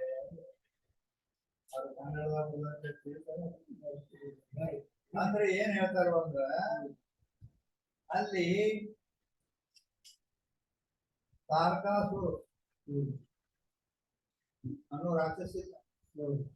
ತಾರಕಾಸುರ ರಾಕ್ಷಸಿದ್ದ. ಅವನ ಮಕ್ಕಳು ತಾರಕಾಕ್ಷ, ಕಮಲಾಕ್ಷ, ವಿಷ್ಣುಮಾಲಿ ಅಂತ 3 ಮಂದಿ ಆ ಅಸುರ ದೈತ್ಯರಿದ್ದರು. ತಾರಕಾಕ್ಷರಿ 3 ಮಂದಿ ಯಾರ್ಯಾರು? ತಾರಕಾಕ್ಷ, ಕಮಲಾಕ್ಷ, ವಿದ್ಯುನ್ಮಾಲಿ ತಾರಕಾಸುರನ ಮಕ್ಕಳು. ಅದು ಮಯದಾನವ ರಚಿತ ಅಂದ್ರ ಬ್ರಹ್ಮದೇವನ ತಪಸ್ಸು ಮಾಡಿ ಅವರು 3 ಕುಲಗಳನ್ನ ಹೊರ ಬೇಡ್ಕೊಂಡಿದ್ರು. ಪಂಚಲು, ಬೆಳ್ಳಿ, ಬಂಗಾರ ಇರ್ತಾವು. ಅವರಿಂದ ತಯಾರಾದದ್ದು ಅದನ್ನ ಕಾಲದ್ದು ಹಿಂಗ್ ಮಾಡಿದ್ರು. ಅಂತದ್ದು 3 ಪುರಗಳನ್ನ ಅಂದ್ರೆ 3 ಊರವು ಅವು ಆಕಾಶದಲ್ಲಿ ಹಾರಾಡ್ತಿದ್ವು. ಆ 3 ಪುರಗಳು ಅದ್ರಾಗ ಎಲ್ಲ ದೈತ್ಯರೇ ಇದ್ದರು. ಅವ್ರ ಹೆಂಡ್ರು ಮಕ್ಕಳು ಅವು ಇವು ಎಲ್ಲ ಪರಂಪರ. ಆವಾಗ ಅವರು ಬ್ರಹ್ಮದೇವನಿಂದ ವರ ಏನ್ ಪಡೆದಿದ್ರಂದ್ರ ಈ ನಮ್ಮ ಮೂರು ಕುಲಗಳು ಯಾವುದರಿಂದನೂ ನಾಶ ಆಗಬಾರ್ದು ಅಂತ ಹೇಳಿದ್ರು. ಅವಾಗ ಬ್ರಹ್ಮದೇವನ ಯಾವುದರಿಂದ ನಾಶವಾಗಬೇಕಿಲ್ಲ, ಒಂದು ನೇಮ್ ಯಾವ್ದಾರು ಬೇಡ್ಕೋರಿ ನೀವು, ಯಾಕ ಹುಟ್ಟಿದ್ದು ಒಂದು ನಾಶ ಆಗಲ್ಲ ಅಂತ ಹೇಳಿದ್ರು. ಅವಾಗ ಅವ್ರು ಹೇಳಿದ್ರ ಹಂಗಾದ್ರ ಈ ಮೂರು ಕುಲಗಳೇನದಾವಲ್ಲ ಮೂರು, ಅವು ಆಕಾಶದಲ್ಲಿ ಅಕಡೊಂದು ಈ ಕಡೆ ಹಾರಾಡುತ್ತಿರ್ತಾವ. ಅವು 1000 ವರ್ಷ ಆದ ಮೇಲೆ ಒಂದು ಲೆವೆಲ್ ಬರ್ತಾವ. ಈಗ ಒಂದು ಲೆವೆಲ್ ಬರ್ತಾವ, ಈಗ ಸಾಲಿಗೆ ಮೂರು. ಆ ಎಳೆದಾಗ 1000 ವರ್ಷದಾಗ ಒಮ್ಮೆ ಬರ್ತಾವ. ಅವು ಬಂದ ಸಮಯದಲ್ಲಿ ಒಂದ ಬಾಣದಿಂದ ಹಿಂಗ ಹೊಡೆದ್ರೆ ಹೆಂಗ 3 ಮಂದಿ ನಿಂತಿಟ್ಟು ಹೊಡೆದ್ರ ಹಂಗ 3 ಮಂದಿ ಮಾರಕ್ಕಲ್ಲ. ಹಂಗ ಅವ್ರ ಆ ಕಡೆ ಬಿದ್ದರೆ ಅವ್ರು ಬಂದ ಸಾಲಾಗಿ ಇರ್ಬೇಕು. ಹಂಗ ಮೂರು ಕುಲಗಳು ಸಾಲಾಗಿ 1000 ವರ್ಷದಾಗ ಒಂದು ಬಂದಿದ್ದಾರೆ. ಆ ಬಂದ ಸಮಯದಲ್ಲಿ ಅದಕ್ಕ ಒಂದ ಬಾಣದಿಂದ ಹೊಡಿಬೇಕು, ಅಂದ್ರ ಅವಾಗ ನಾಶ. ಇಲ್ಲಂದ್ರಿ ಹಿಂಗ್ ಹೊರ ಬೆಳ್ಕೊಂಡ್ರು. ಅಲ್ಲಿಂದ ಬ್ರಹ್ಮದೇವ ಅಂತ ವರ ಅವರು ಉಳಿದ ದೇವತೆಗಳಿಂದ ಬಂದು ಒಳ್ಳೆದು, ಯಾಕಂದ್ರೆ ಅವ್ರಿಗೆ ಮರಣ ಇಲ್ಲ ಅಂತೇಳಿ ಉಳಿದ ಇಂದ್ರಾಣಿ ದೇವತೆಗಳೆಲ್ಲ ತ್ರಾಸ ಕೊಡಕತ್ತ ಕೂಡಲೇ ಅಲ್ಲಿ ಏನ್ ಹೇಳ್ತಾರೆ ನೋಡಿ ಅದ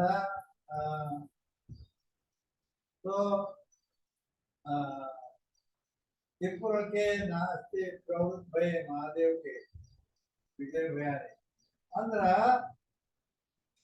ಅಲ್ಲಿ ಆ ಎಲ್ಲಾ ದೇವತೆಗಳು ಹೋಗಿ ಬೇಡ್ಕೊಂಡ್ರು ಮಹಾದೇವ್ ಶಿವನಿಗೆ ಬೇಡ್ಕೊಂಡ್ರು.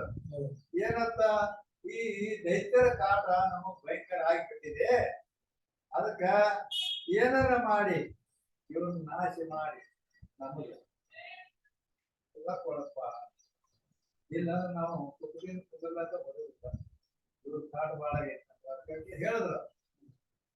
ಆವಾಗ ಶಿವ ಏನ್ ಮಾಡದಂದ್ರ ಭೂಮಿಯನ್ನೇ ರಥವನ್ನ ಮಾಡಿ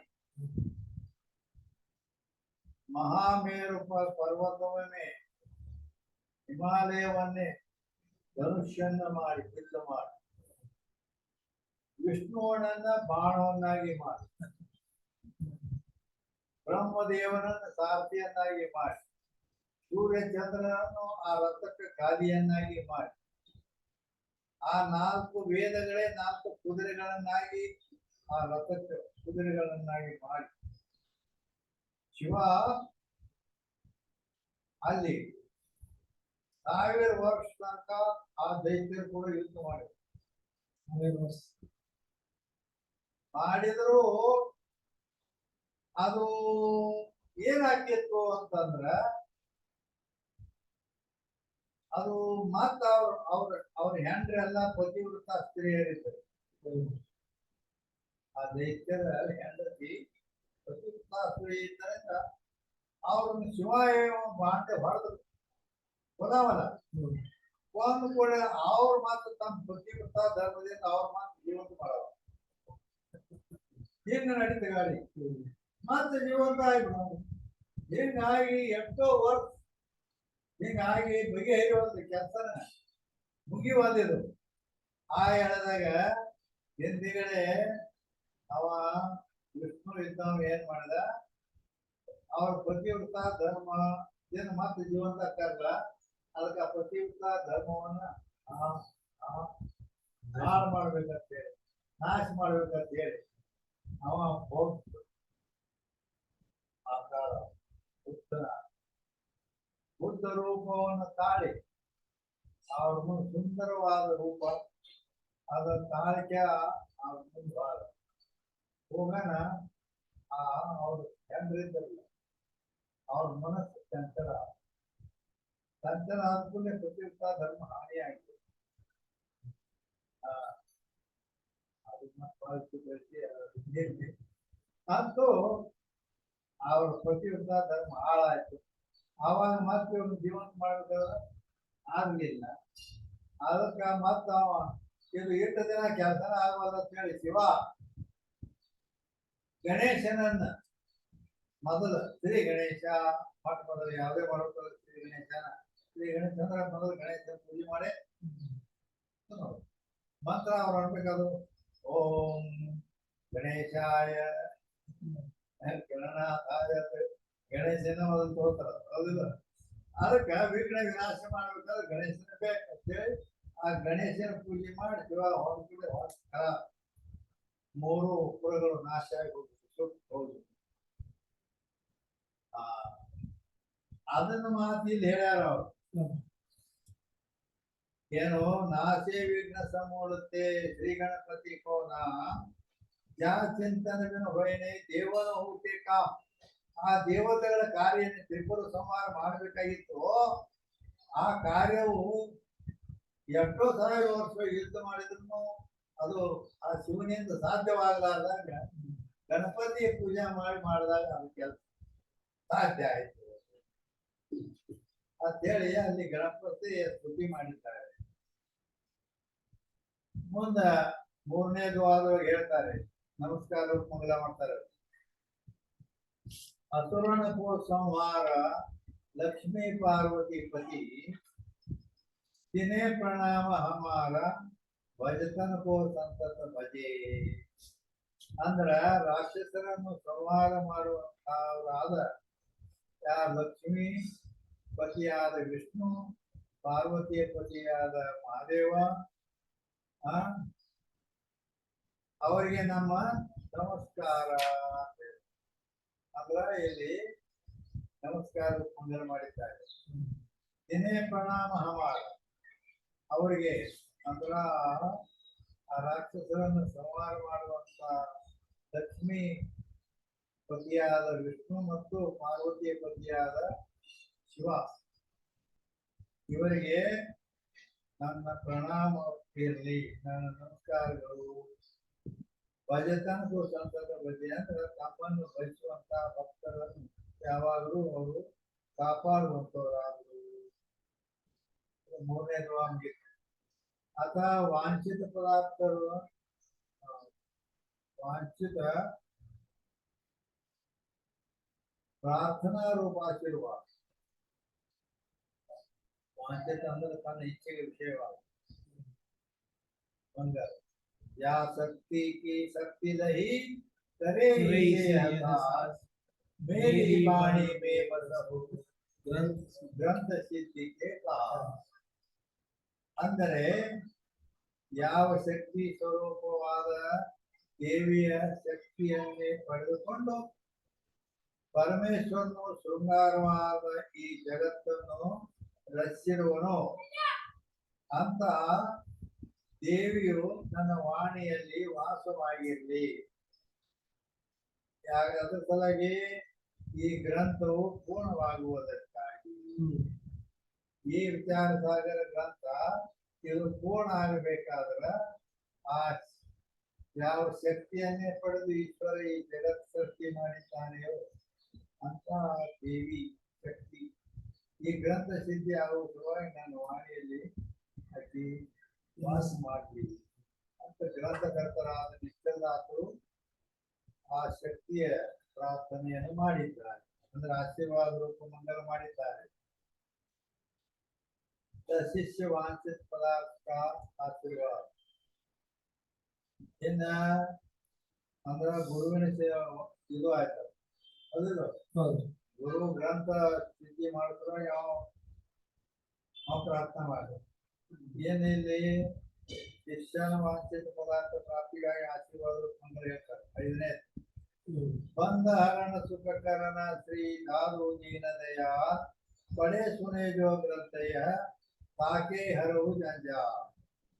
ಅಂದರೆ ಬಹುಬಂಧವನ್ನು ನಾಶ ಮಾಡುವಂತವರಾಗಿಯೂ ಕೇವಲ ಸುಖವನ್ನುಂಟು ಮಾಡುವಂತವರಾಗಿಯೂ ಇರುವ ಶ್ರೀ ದಾದೂಜಿಯವರು ದುಃಖಿಗಳ ಮೇಲೆ ದಯಾವುಳ್ಳವರಾಗಿ ಈ ಗ್ರಂಥವನ್ನು ಯಾರು ಓದುವರೋ ಅಥವಾ ಕೇಳುವರೋ ಅವರ ಜನ್ಮ ಮರಣಾದಿ ದುಃಖವನ್ನು ನಾಶ ಮಾಡುವಂತ ಆಗಲಿ ಅಂತೇಳಿ ಈಗ ಆಶೀರ್ವಾದ ಮತ್ತು ಮಂಗಳ ಶಿಷ್ಯ ಮಾಡಿದ್ದಾನೆ. ಶಿಷ್ಯ ಸಲುವಾಗಿ ಜಂಜಾಲ ಅಂದ್ರ ಜನ್ಮಾದಿ ದುಃಖ ಅಂತ ಅರ್ಥ. ಏನ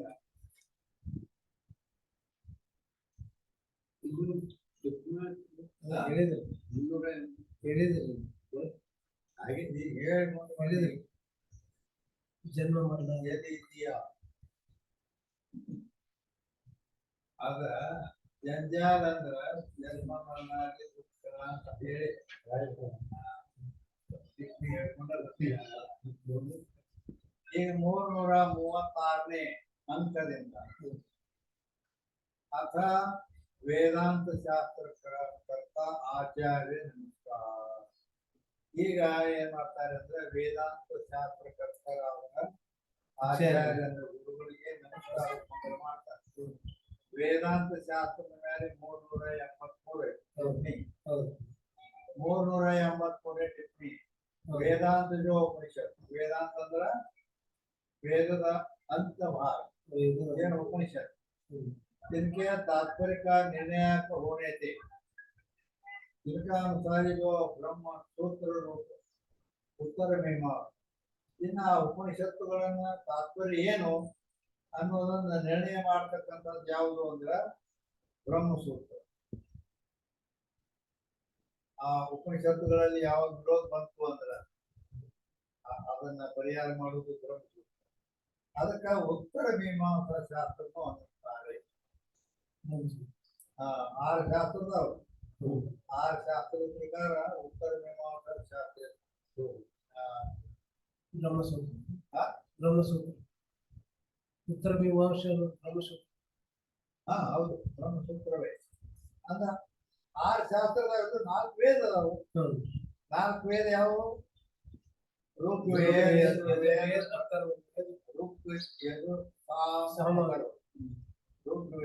ಯಜುರ್ವೇದ, ಸಾಮವೇದ, ಅಥರ್ವವೇದ ಅಂತ 4 ವೇದಗಳು. 6 ಶಾಸ್ತ್ರದ 6 ಶಾಸ್ತ್ರ ಯಾವ? 6 ಶಾಸ್ತ್ರಗಳು ಯಾವ ಅಂದ್ರ ಕಪಿಲಸ್ಯ, ಕನಾದಸ್ಯ, ಗೌತಮಸ್ಯ, ಪತಂಜಲಿ, ಜೈಮಿನಿಸ್ಯ, ವ್ಯಾಸಸ್ಯ ಶಾಸ್ತ್ರಜ್ಞೋ ಷಡವು ಅಂತ ಅಂದ್ರ ಕಪಿಲಸ್ಯ. ಕಪಿಲ ಅಂದ್ರ ಕಪಿಲದೇವ್ ನಿರ್ಮಿತವಾದ ಸಾಂಖ್ಯ ಶಾಸ್ತ್ರ. ಕಪಿಲದೇವನು ಮಾಡಿದ ಸಾಂಖ್ಯ ಶಾಸ್ತ್ರ. ಗಣಾದ ಅಂದ್ರೆ ವೈಶೇಷಿಕ ಶಾಸ್ತ್ರ. ಗೌತಮ ಅಂದ್ರ ನ್ಯಾಯಶಾಸ್ತ್ರ. ಸಾಂಖ್ಯ, ವೈಶೇಷಿಕ, ನ್ಯಾಯ. ಹೌದು. ಪತಂಜಲಿ ಅಂದ್ರ ಯೋಗಶಾಸ್ತ್ರ. ಪತಂಜಲಿ ಅಂದ್ರ ಯೋಗಶಾಸ್ತ್ರ. ಜೈಮಿನಿ ಅಂದ್ರ ಪೂರ್ವ ಮೀಮಾಂಸಾ ಶಾಸ್ತ್ರ. ಜೈಮಿನಿ ಸೂತ್ರಗಳು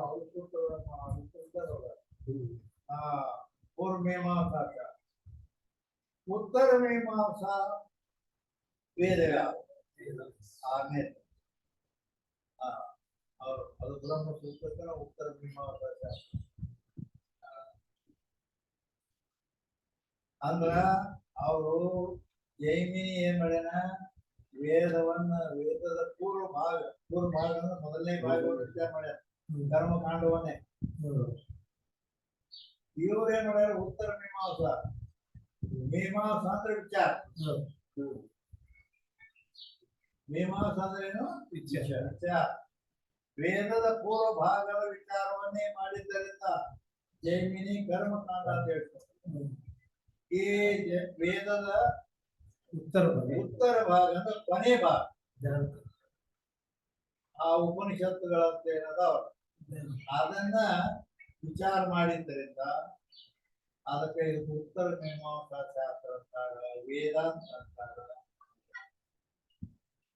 ಉತ್ತರ ಮೀಮಾಂಸಾ ಶಾಸ್ತ್ರ ಅಂದ್ರೂ ಒಂದೇ, ವೇದಾಂತ ಅಂದ್ರೂ ಒಂದೇ.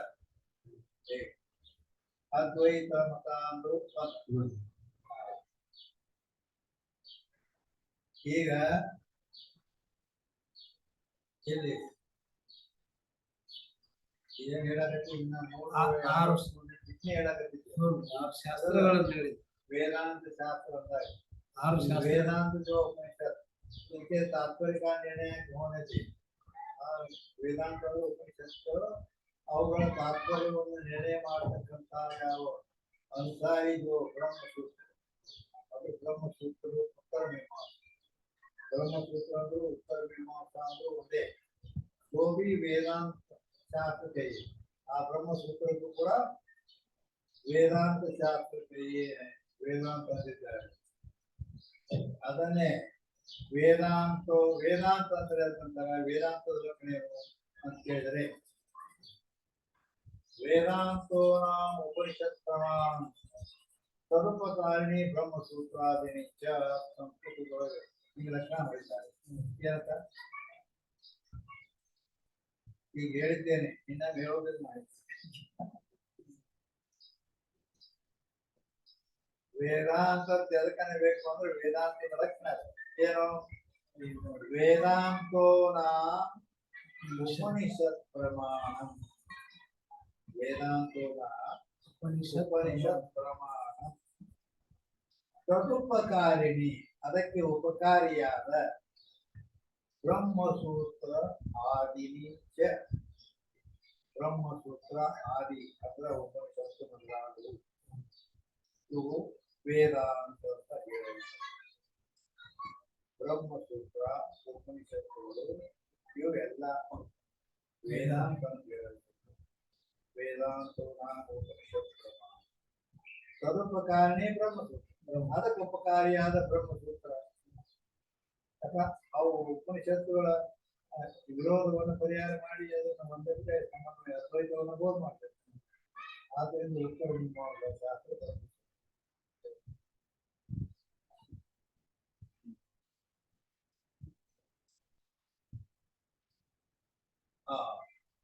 ಅದಕ್ಕೆ ಅವರು ಎಲ್ಲ ಅಂದ್ರೆ ಉಳಿದ ಐದು ಶಾಸ್ತ್ರಗಳ ಹೇಳಿ ಯಾವ ಸಾಂಖ್ಯ ಕಪಿಲ ಕಪಿಲ ಅವರು ಸಾಂಖ್ಯ ವೈಶೇಷಿಕ ನ್ಯಾಯ ಸಾಂಖ್ಯ ವೈಶೇಷಿಕ ನ್ಯಾಯ ಯೋಗ ಯೋಗ ಪೂರ್ವ ಮೀಮಾಂಸಾ ಉತ್ತರ ಮೀಮಾಂಸಾ ಇವುಗಳನ್ನ ಕರ್ತಾವ್ ಕಪಿಲ ಕಣಾದ ಗೌತಮ ಪತಂಜಲಿ ಜೈಮಿನಿ ಇವರು ಸೂತ್ರವನ್ನು ಬಲ್ಲ ಅವೆಲ್ಲ ಶಾಸ್ತ್ರ ಸೂತ್ರದ ಪ್ರಾಯನ ಅದಾವ ಸೂತ್ರ ಸೂತ್ರದ ಲಕ್ಷಣ ಅಂತ ಹೇಳಿದ್ರೆ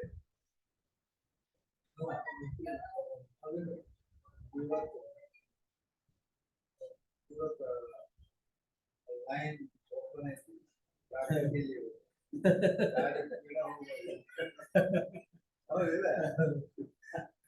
ಅಂದರೆ ಅದಕ್ಕ ಉಪನಿಷತ್ ಅದು ಸೂತ್ರ ಅಂದ್ರೆ ಏನು ಸೂತ್ರದ ಲಕ್ಷಣ ಏನು ಅಂತ ಕೇಳಿದ್ರೆ ಅಲ್ಪಾಕ್ಷರ ಅಸಂದಿಗ್ಧಂ ಸಾರವತ್ ವಿಶ್ವತೋಮುಖಂ ಹಸ್ತೋಭಮನವತ್ಯ ಸೂತ್ರವಿದೋ ವಿದುಹು ಹಿಂಗ ಲಕ್ಷಣ ಇರ್ತದೆ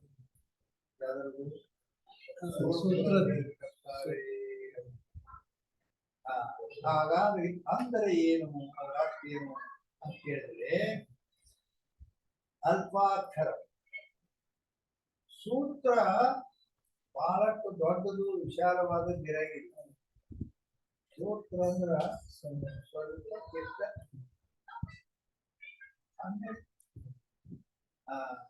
ಇರ್ತೈತಿ ಅಕ್ಷರಗಳ ಸ್ವಲ್ಪ ಇರ್ತಾವೆ ಅಲ್ಪ ಅಕ್ಷರ ಅಂದ್ರೇನು ಅಕ್ಷರ ಸ್ವಲ್ಪ ಇರ್ತಾವೆ ಕಡಿಮೆ ಅರ್ಥ ಲೆಕ್ಕನೇ ಇಲ್ಲ ಅದರ ಅರ್ಥ ಹಿಂದಿನ ಎಷ್ಟೋ ಯುಗಗಳಿಂದ ಇವತ್ತು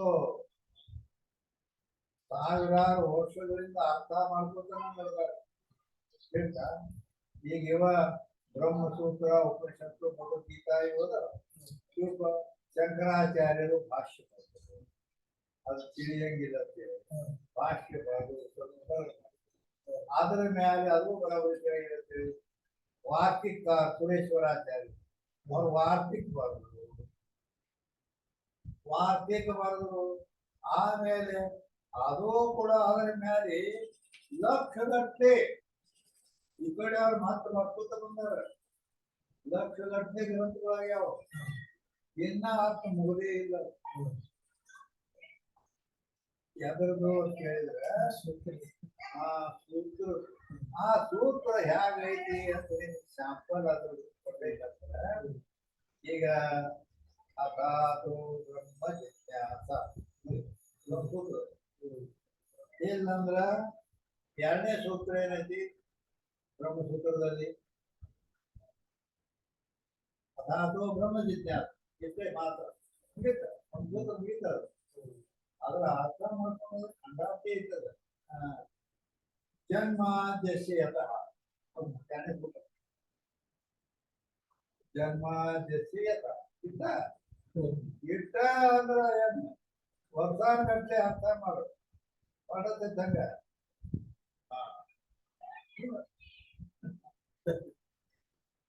ಆದ್ದರಿಂದ ಅಲ್ಪಾಕ್ಷರ ಸ್ವಲ್ಪಾಕ್ಷರ ಇರ್ಬೇಕು. ಅಸಂದಿಗ್ಧಂ ಸಾರ್ ಅದರ ಅರ್ಥ ಉಷ್ಕಿನ ಪ್ರಣೀತ ಎರಡು ಮಾಡಿ ಎರಡು ಹಂಗೈತು ಸಂದಿಗ್ಧಂ ಸಾರೋ ವಿಶ್ವತೋಮುಖಂ. ಅದು ಬರೇ ಇಲ್ಲೇ ಈಗ ನಮ್ಮ ಜಮಖಂಡಿಯಲ್ಲಿ ಬೇಡ, ನಮ್ಮ ಕರ್ನಾಟಕದಲ್ಲಿ ಬೇಡ, ನಮ್ಮ ಭಾರತದಲ್ಲಿ ಇಟ್ಟ ಇಲ್ಲ. ವಿಶ್ವತೋಮುಖಂ ವಿಶ್ವ ಅಂದ್ರೆ ಆಲ್ ವರ್ಲ್ಡ್, ಸಂಪೂರ್ಣ ಜಗತ್ ಎಲ್ಲರೂ ಇದನ್ನ ಅಂಗೀಕಾರ ಮಾಡ್ತಾರೆ. ಇದನ್ನ ನೋಡ್ತಾರೆ, ಇದರ ಏನಂತ ವಿಚಾರ ಮಾಡ್ತಾರೆ. ಅದಕ್ಕೆ ದೇಶದವರು ಕೂಡ ಇದೇಕಲ್ಲ ನಮ್ಮ ದೇಶದಲ್ಲಿ ಐತೆ ಹೊರಗಿನ ದೇಶದಲ್ಲಿಯೂ ಕೂಡ ಇದರ ಬಗ್ಗೆ ವಿಚಾರ ಮಾಡ್ತಾರೆ. ಅದಕ್ಕೆ ವಿಶ್ವತೋಮುಖಂ ಸಂಪೂರ್ಣ ವಿಶ್ವವ್ಯಾಪಿ ಆಗಿದೆ. ಎಲ್ಲ ಕಡೆಗೂ ಐತಿದ್ರ ಪ್ರವೃತ್ತಿ. ಆದ್ರೆ ಇನ್ನೊಂದು ಮಾತು ಏನು ಅಂತ ಕೇಳಿದ್ರೆ ಅಸ್ತೋಭ್ಯಮನವರ್ತಿ ಅಂದ್ರ ಇದರಲ್ಲಿ ಏನಾದ್ರೂ ಸ್ವಲ್ಪ ಈ ರೀತಿ ದೋಷ ಐತಿ ಅಂತ ಇಲ್ಲಿಯವರೆಗೆ ಎಷ್ಟೋ ಕೋಟಿ ವರ್ಷಗಳ ಕಳೆದು ಹೋದ್ವು. ಎಷ್ಟೋ ಮಂದಿ ಅದರ ಮೇಲೆ ಬರ್ದಾರ. ಒಬ್ಬನು ಗಂಡಸ ಇದ್ರಾಗ ಹಿಂಗ ತಪ್ಪ ಐತಿ ಅಂತ ಅದನ್ನು ತರಬೇಕ ಯಾವನು ಇಲ್ಲ.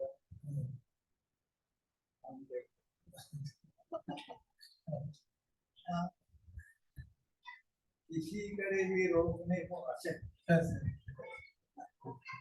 ಅದನ್ನು ತಡೆಗಟ್ಟುವ ಬಾಪುರ ಬುದ್ಧಿವಂತ ಯಾವುದು ಇಲ್ಲ.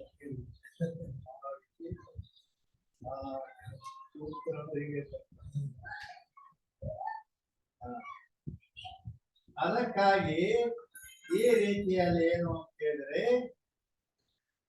ಇಲ್ಲಿ ಟಿಪ್ಪಣಿ ಒಳಗ ವೇದಾಂತ ಅದಕ್ಕೆ ಉತ್ತರ ಮೀಮಾಂಸಾಚಾರ್ಯರು ಯಾಕೆ ಕರ್ತ ವೇದ. ಆ ಬ್ರಹ್ಮಸೂತ್ರದ ಕರ್ತ ಯಾರು ಅಂದ್ರೆ ವೇದವೇ. ವೇದಗಳನ್ನು ಕೂಡ ವಿಭಾಗ ಮಾಡಿದವನೇ ವೇದವ್ಯಾಸ. ಆ ವೇದ ಉಪನಿಷತ್ತುಗಳಿಗೆ ಮನೆ ಸಮನ್ವಯದ ಅರ್ಥವನ್ನು ಈ ಬ್ರಹ್ಮಸೂತ್ರವನ್ನು ಬರೆದವನು ವ್ಯಾಸರೇ. ಮಹಾಭಾರತ ಒಂದು ಲಕ್ಷ ಶ್ಲೋಕಗಳಿಂದ ಮಹಾಭಾರತ ಗ್ರಂಥ ಮಹಾಕಾವ್ಯ. ಒಂದು ಲಕ್ಷ ಗ್ರಂಥಗಳಿಂದ 1 ಲಕ್ಷ ಶ್ಲೋಕಗಳಿಂದ ಕೂಡಿದೆ. ಅದರಲ್ಲಿ ಇದ್ದದ್ದು ಈ ಜಗತ್ತಿನಲ್ಲಿದೆ, ಅದರಲ್ಲಿ ಇಲ್ಲದ್ದು ಈ ಜಗತ್ತಿನಲ್ಲಿ ಇಲ್ಲ.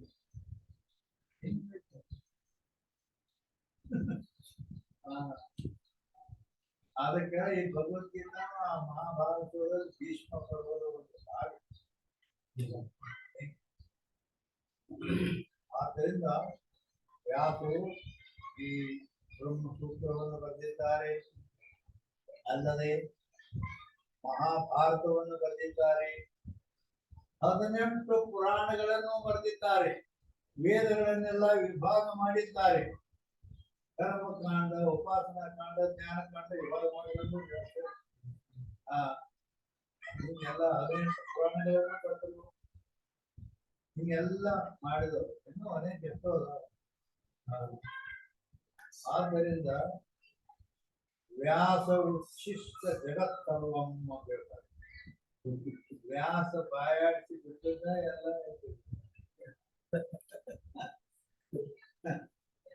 ವ್ಯಾಸ ಉಚ್ಛಿಷ್ಟ ಜಗತ್ತರ್ವ. ವ್ಯಾಸ ಕೇಳಿ ಈ ಟಿಪ್ಪಣಿ ಮುಗಿತು. ಇನ್ನ ಏನೋ 383. ಆದರೆ ಇಲ್ಲಿ ಆಚಾರ್ಯ ಅಂತ ಆಚಾರ್ಯದ ಮೇಲೆ 384 ಆಚಾರ್ಯ 384 ಶ್ಲೋಕ ಇದೆ.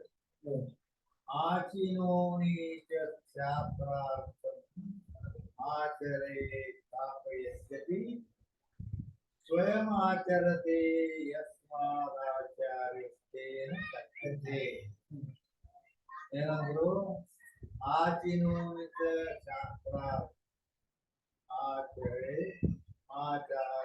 ಸ್ಥಾಪಯಸ್ಯಪಿ ಸ್ವಯಂ ಆಚರತೆ ಯಸ್ಮಾದಾಚಾರ್ಯಸ್ತೇನ ಕಥ್ಯತೆ. ಅಂದ್ರ ಇದ್ರ ಅರ್ಥ ಏನು ಅಂತ ಹೇಳಿದ್ರೆ, आचिनोनित शास्त्रार्थम अंदर लोकन को शास्त्रोक्त आचार विशेष स्थापित करे. अंदर जनरನ್ನು ಶಾಸ್ತ್ರದಲ್ಲಿ ಹೇಳಿದ ಆಚಾರಗಳು ಸತ್ಯಂ ವದ ಧರ್ಮಂ ಚರಾಚರಿ ಎಲ್ಲ ದುರಿತ ಕರ್ಮವನ್ನೆಲ್ಲರೂ ಪುಣ್ಯವೇ ಮಾಡುವ ಇವೆಲ್ಲ ಬೇರೆ ಮಾತುಗಳು.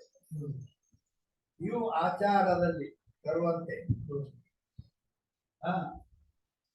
ಅದು ಬಸವಣ್ಣ ಹೇಳಿದ ಪ್ರಕಾರ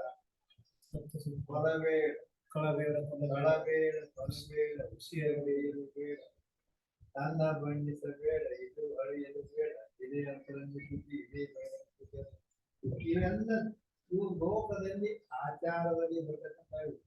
ನೀ ಏನ್ ಮಾಡ್ಬೇಕು, ಬದುಕಬೇಕು, ನಿನ್ನ ಬದುಕು ಹೇಗಿರ್ಬೇಕು ಅನ್ನೋದಕ್ಕ ಇಲ್ಲಿ ಗುರುಗಳು ಆಚಾರ್ಯ ಅಂತಾರೆ. ಗುರುಗಳು ಯಾಕೆ ಆಚಾರ್ಯ ಅಂತಾರೆ ಅಂದ್ರ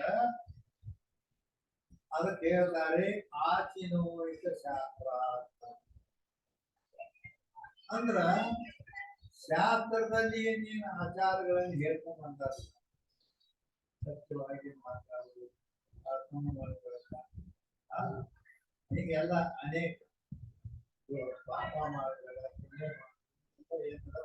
ಅವು ಲೋಕಕ್ಕೂ ಶಾಸ್ತ್ರೋಕ್ತ ಆಚಾರ ವಿಷಯ ಸ್ಥಾಪಿತ ಕರೆ ಅಂದ್ರ ಜನರನ್ನ ಈ ರೀತಿ ಆಚಾರದಲ್ಲಿ ತೊಡಗಿಸೋ.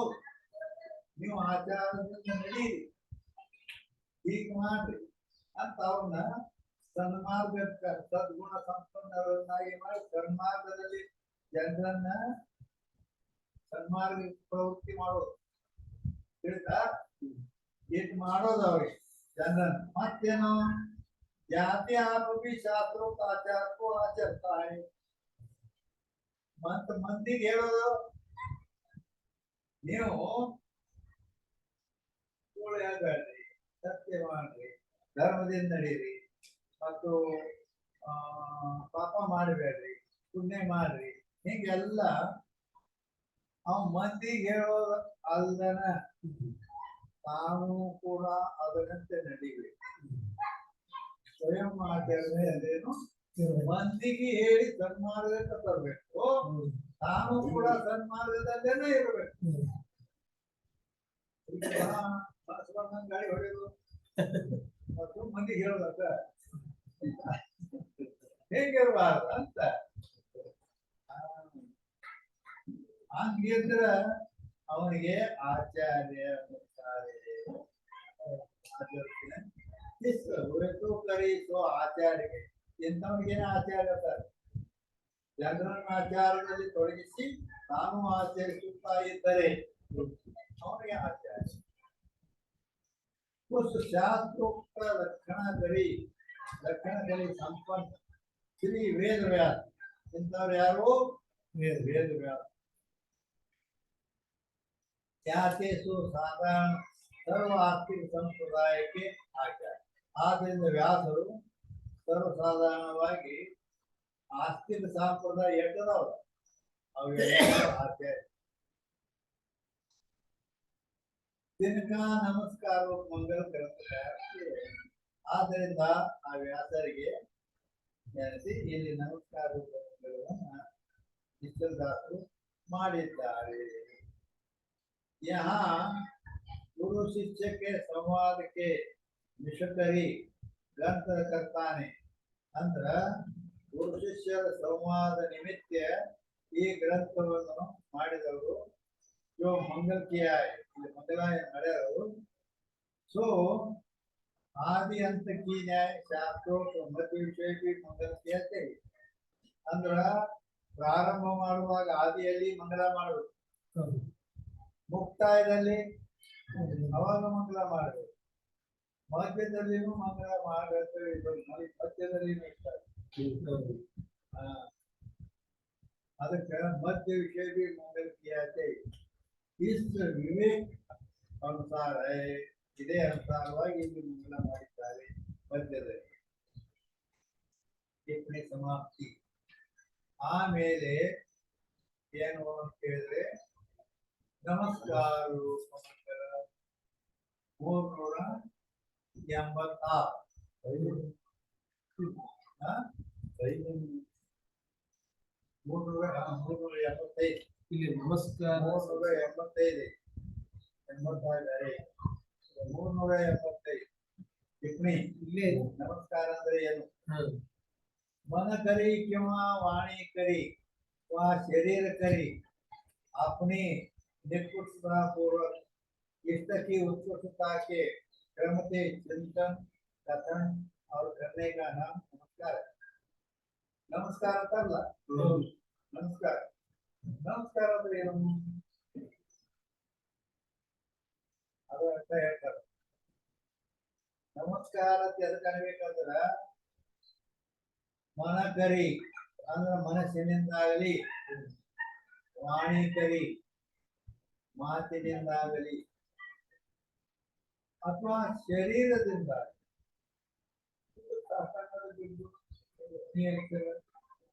ಶರೀರದಿಂದಾಗಲಿ ಮಾತಿನಿಂದಾಗಲಿ, ಶರೀರದಿಂದೂ ಇಲ್ಲ ಮಾತಿನಿಂದೂ ಇಲ್ಲ, ಮನಸ್ಸಿನೊಳಗಡೆ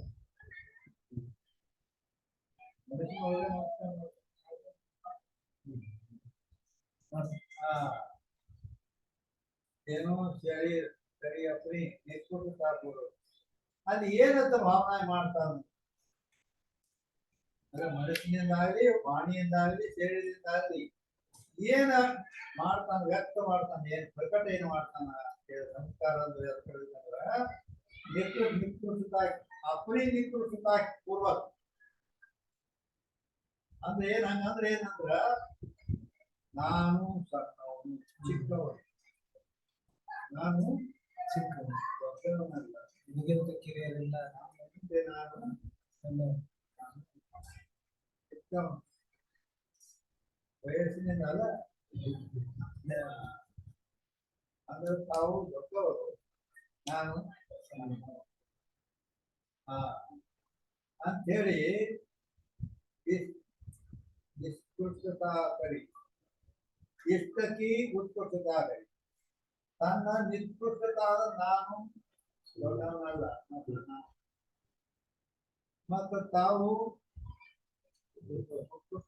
ದೊಡ್ಡವರು. ಶ್ರೇಷ್ಠ. ಭಾವನಾದಲ್ಲಿ ಹೀಗಿರ್ಬೇಕು, ನಾನು ಸಣ್ಣವನು, ನೀವು ದೊಡ್ಡವರು. ಈಗಿಂತ ಕಿರಿಯರೆಲ್ಲ ಈ ರೀತಿ ಅದು ಮನಸ್ಸಿನಿಂದರ ಇರಲಿ, ಮಾತಿನಿಂದರ ಇರಲಿ, ಬೇಡ ಶರೀರದಿಂದರ ಇರಲಿ. ಕ್ರಮತೆ ಚಿಂತನ. ಚಿಂತನ ಅಂದ್ರ ಮನಸ್ಸಿನಿಂದ ಚಿಂತನೆ ಮಾಡೋದು. ಕಥನ ಅಂದ್ರ ವಾಣಿಯಿಂದ ಅದನ್ನು ನುಡಿಯೋದು. ಅಲ್ಲಿ ಕ್ರಮತೆ ಅಂದಾಗ ಏನ್ ತಗೋಬೇಕು ಅಂದ್ರ ಕ್ರಮವಾಗಿ ಚಿಂತನ ಅಂತ ಒಂದೈತಲ್ಲ, ಅದು ಮನಸ್ಸಿಗೆ. ಚಿಂತನ ಅಂದ್ರೆ ಮನಸ್ಸಿನಿಂದ ಚಿಂತನೆ ಮಾಡೋದು ಅಂತ ತಿಳ್ಕೊಬೇಕು. ಹೌದು. ಕಥನ ಅಂತಂದ್ರೆ ಹೇಳೋದು, ಹೌದು. ವಾಣಿಯಿಂದ ಹೇಳೋದು. ಆಮೇಲೆ ಶರೀರದಿಂದ ಮಾಡೋದು. ಶರೀರದಿಂದ ನೀ ಬಾಗೆ ಇಲ್ಲ ಶರೀರ ಬಾಕ್ಸು ಬೇಡ, ಕುಂತ ತಲೆ ನೆಲಕರ ಹಚ್ಚಿ ಮಾಡುದು ಬೇಡ, ಆತ್ಮಾಂತರ ಮಾಡುದು. ಹೀಗೆ ಮಾಡೋದಕ್ಕ ಯಾವುದೇ ಒಂದು ರೀತಿ ಅಂದ್ರೆ ಇವು ಮೂರು ಕೂಡಿ ಆಗಬೇಕು. ಮನಸ್ಸಿನಿಂದ, ವಾಣಿಯಿಂದ, ಶರೀರ ಏನೇ ಆಗ್ಬೇಕು ಅಂದ್ರ ನಾವು ಅಂತ ಹಿಂಗ ತಿಳಿದು ಅವ್ರಿಗೇನು ಒಂದು ವಿನಯ ಪೂರ್ವಕವಾಗಿ ವಂದನ ಮಾಡ್ತಾರೆ. ಅದಕ್ಕೆ ನಮಸ್ಕಾರ.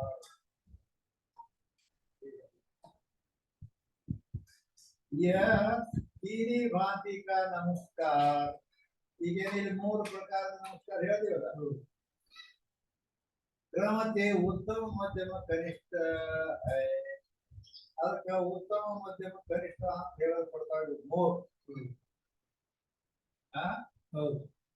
ಹೇಗದು ಅಂತ ಕೇಳಿದ್ರೆ ತೀರಿ ಭಾಂತಿಕ ನಮಸ್ಕಾರ ಮನುಷ್ಯರಿಂದ ಮಾಡೋದು ಉತ್ತಮ.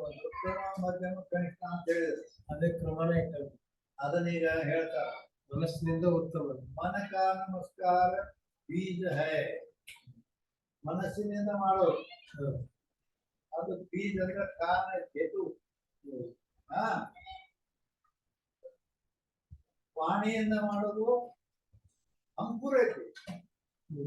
ಮನಸ್ಸು ಅನ್ನೋದು ಬೀಜ ಅದ.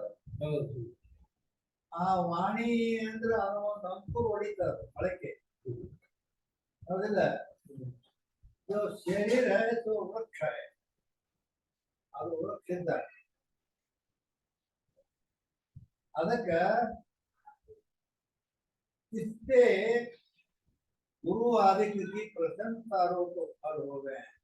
ಇದರಿಂದ ಏನಾಗ್ತೈತಿ? ಈಗ ಮಾಡೋದರಿಂದ ಗುರು ಮೊದಲಾದವರು ಇವನು ವಿನಯ ಪೂರ್ವಕವಾಗಿ ವಿನಯ ಭಾವ ಮತ್ತು ಇವನು ಒಂದು ಒಳ್ಳೆ ಸದ್ಭಾವನೆ, ಇವನ ಮನಸ್ಸಿನೊಳಗೆ ಇರ್ತದೆ ಚಿಂತರ ಭಾವ, ಇವುಗಳನ್ನೆಲ್ಲ ನೋಡಿ ಅವರು ಪ್ರಸನ್ನ ಆಗ್ತಾರೆ. ವಿನಯಶೀಲ ಅಂತೇಳಿ. ಆದ್ದರಿಂದ ಪ್ರಸನ್ನ ಅದು ಗುರುಗಳ ಪ್ರಸನ್ನತಾ ಫಲ. ಆವಾಗ ಅವನ ಮೇಲೆ ಕಾಳಜಿ ಬರುತ್ತೆ. ಆವಾಗ ಇವನು ಹೇಳಿ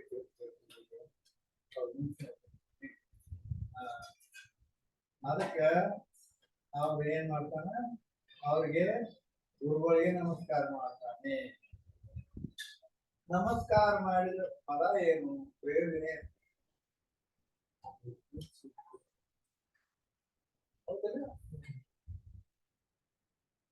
ಪ್ರಯೋಜನ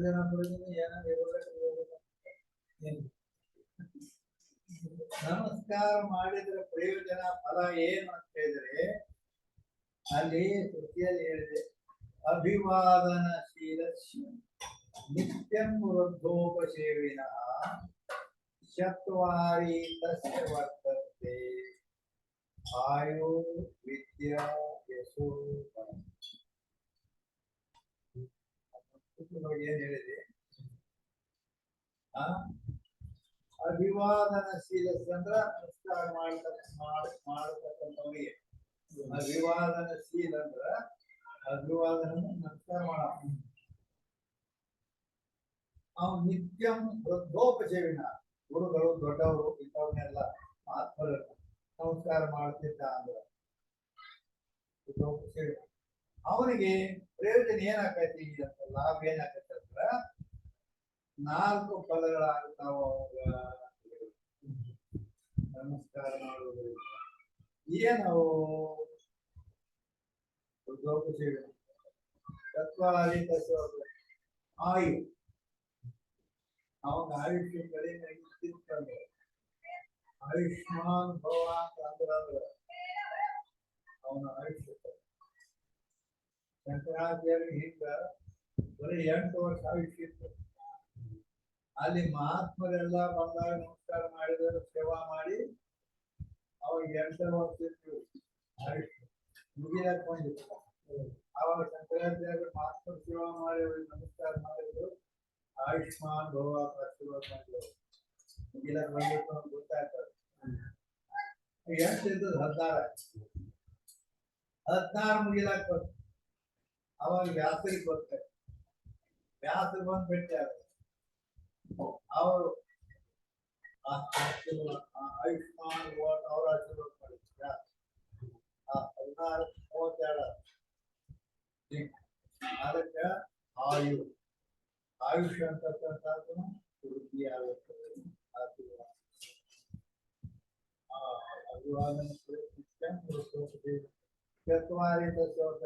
ಆಯು ವಿದ್ಯಾ, ಆ ವಿದ್ಯಾ ಗುರುವಿನ ಆಶೀರ್ವಾದದಿಂದ ನಾವು ಬಹಳ ಅಭ್ಯಾಸ ಮಾಡಿಲ್ಲ ಅಂದ್ರೂ ಕೂಡ ನಾವು ಅಷ್ಟೇ.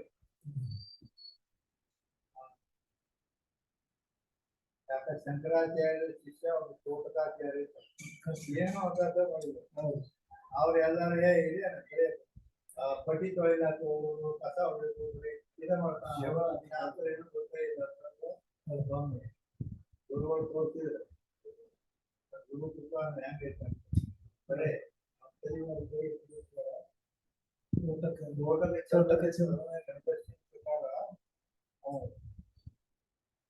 ಪದ್ಯರಚನೆ ಮಾಡೋದು ಸಂಸ್ಕೃತಿ ಏನೂ ಗೊತ್ತೇ ಇಲ್ಲ. ಆದ್ದರಿಂದ ಈ ರೀತಿ ಆಯು ವಿದ್ಯೆ ಯಶಸ್ಸು, ಅವನಿಗೆ ಏನಾದ್ರೂ ಮಾಡ್ಬೇಕಂತ ಅದು ಯಶಸ್ವಿ ಗುರುಗಳಿಗೆ ನಮಸ್ಕಾರ ಮಾಡಿ ಮಾಡಿದ್ರೆ ಯಶಸ್ವಿ ಆಗ್ತದೆ. ಮತ್ತೊಂದು ಫಲಾನು ಕೊಡ್ತದೆ. ಆಯು ವಿದ್ಯಾ ಯಶೋ ಬಲ, ಈ 4 ಫಲಗಳು ನಮಸ್ಕಾರ. ಅಲ್ಲಿ ಸಮಯ 12 ಗಂಟೆ ಆಯ್ತು ಮುಗಿದಿದೆ. ಇಲ್ಲೇ 336ನೇ ಹಂತದಿಂದ ಮತ್ತೆ ಮುಂದೆ ಅದು ನಡೀಲಿ. ಇಲ್ಲಿಗೆ ವಿಷಯ ಸಮಾಪ್ತಿ ಆಗಲಿ. ಜಯ ಮಂಗಲಂ ಜಯ ನಮಃ.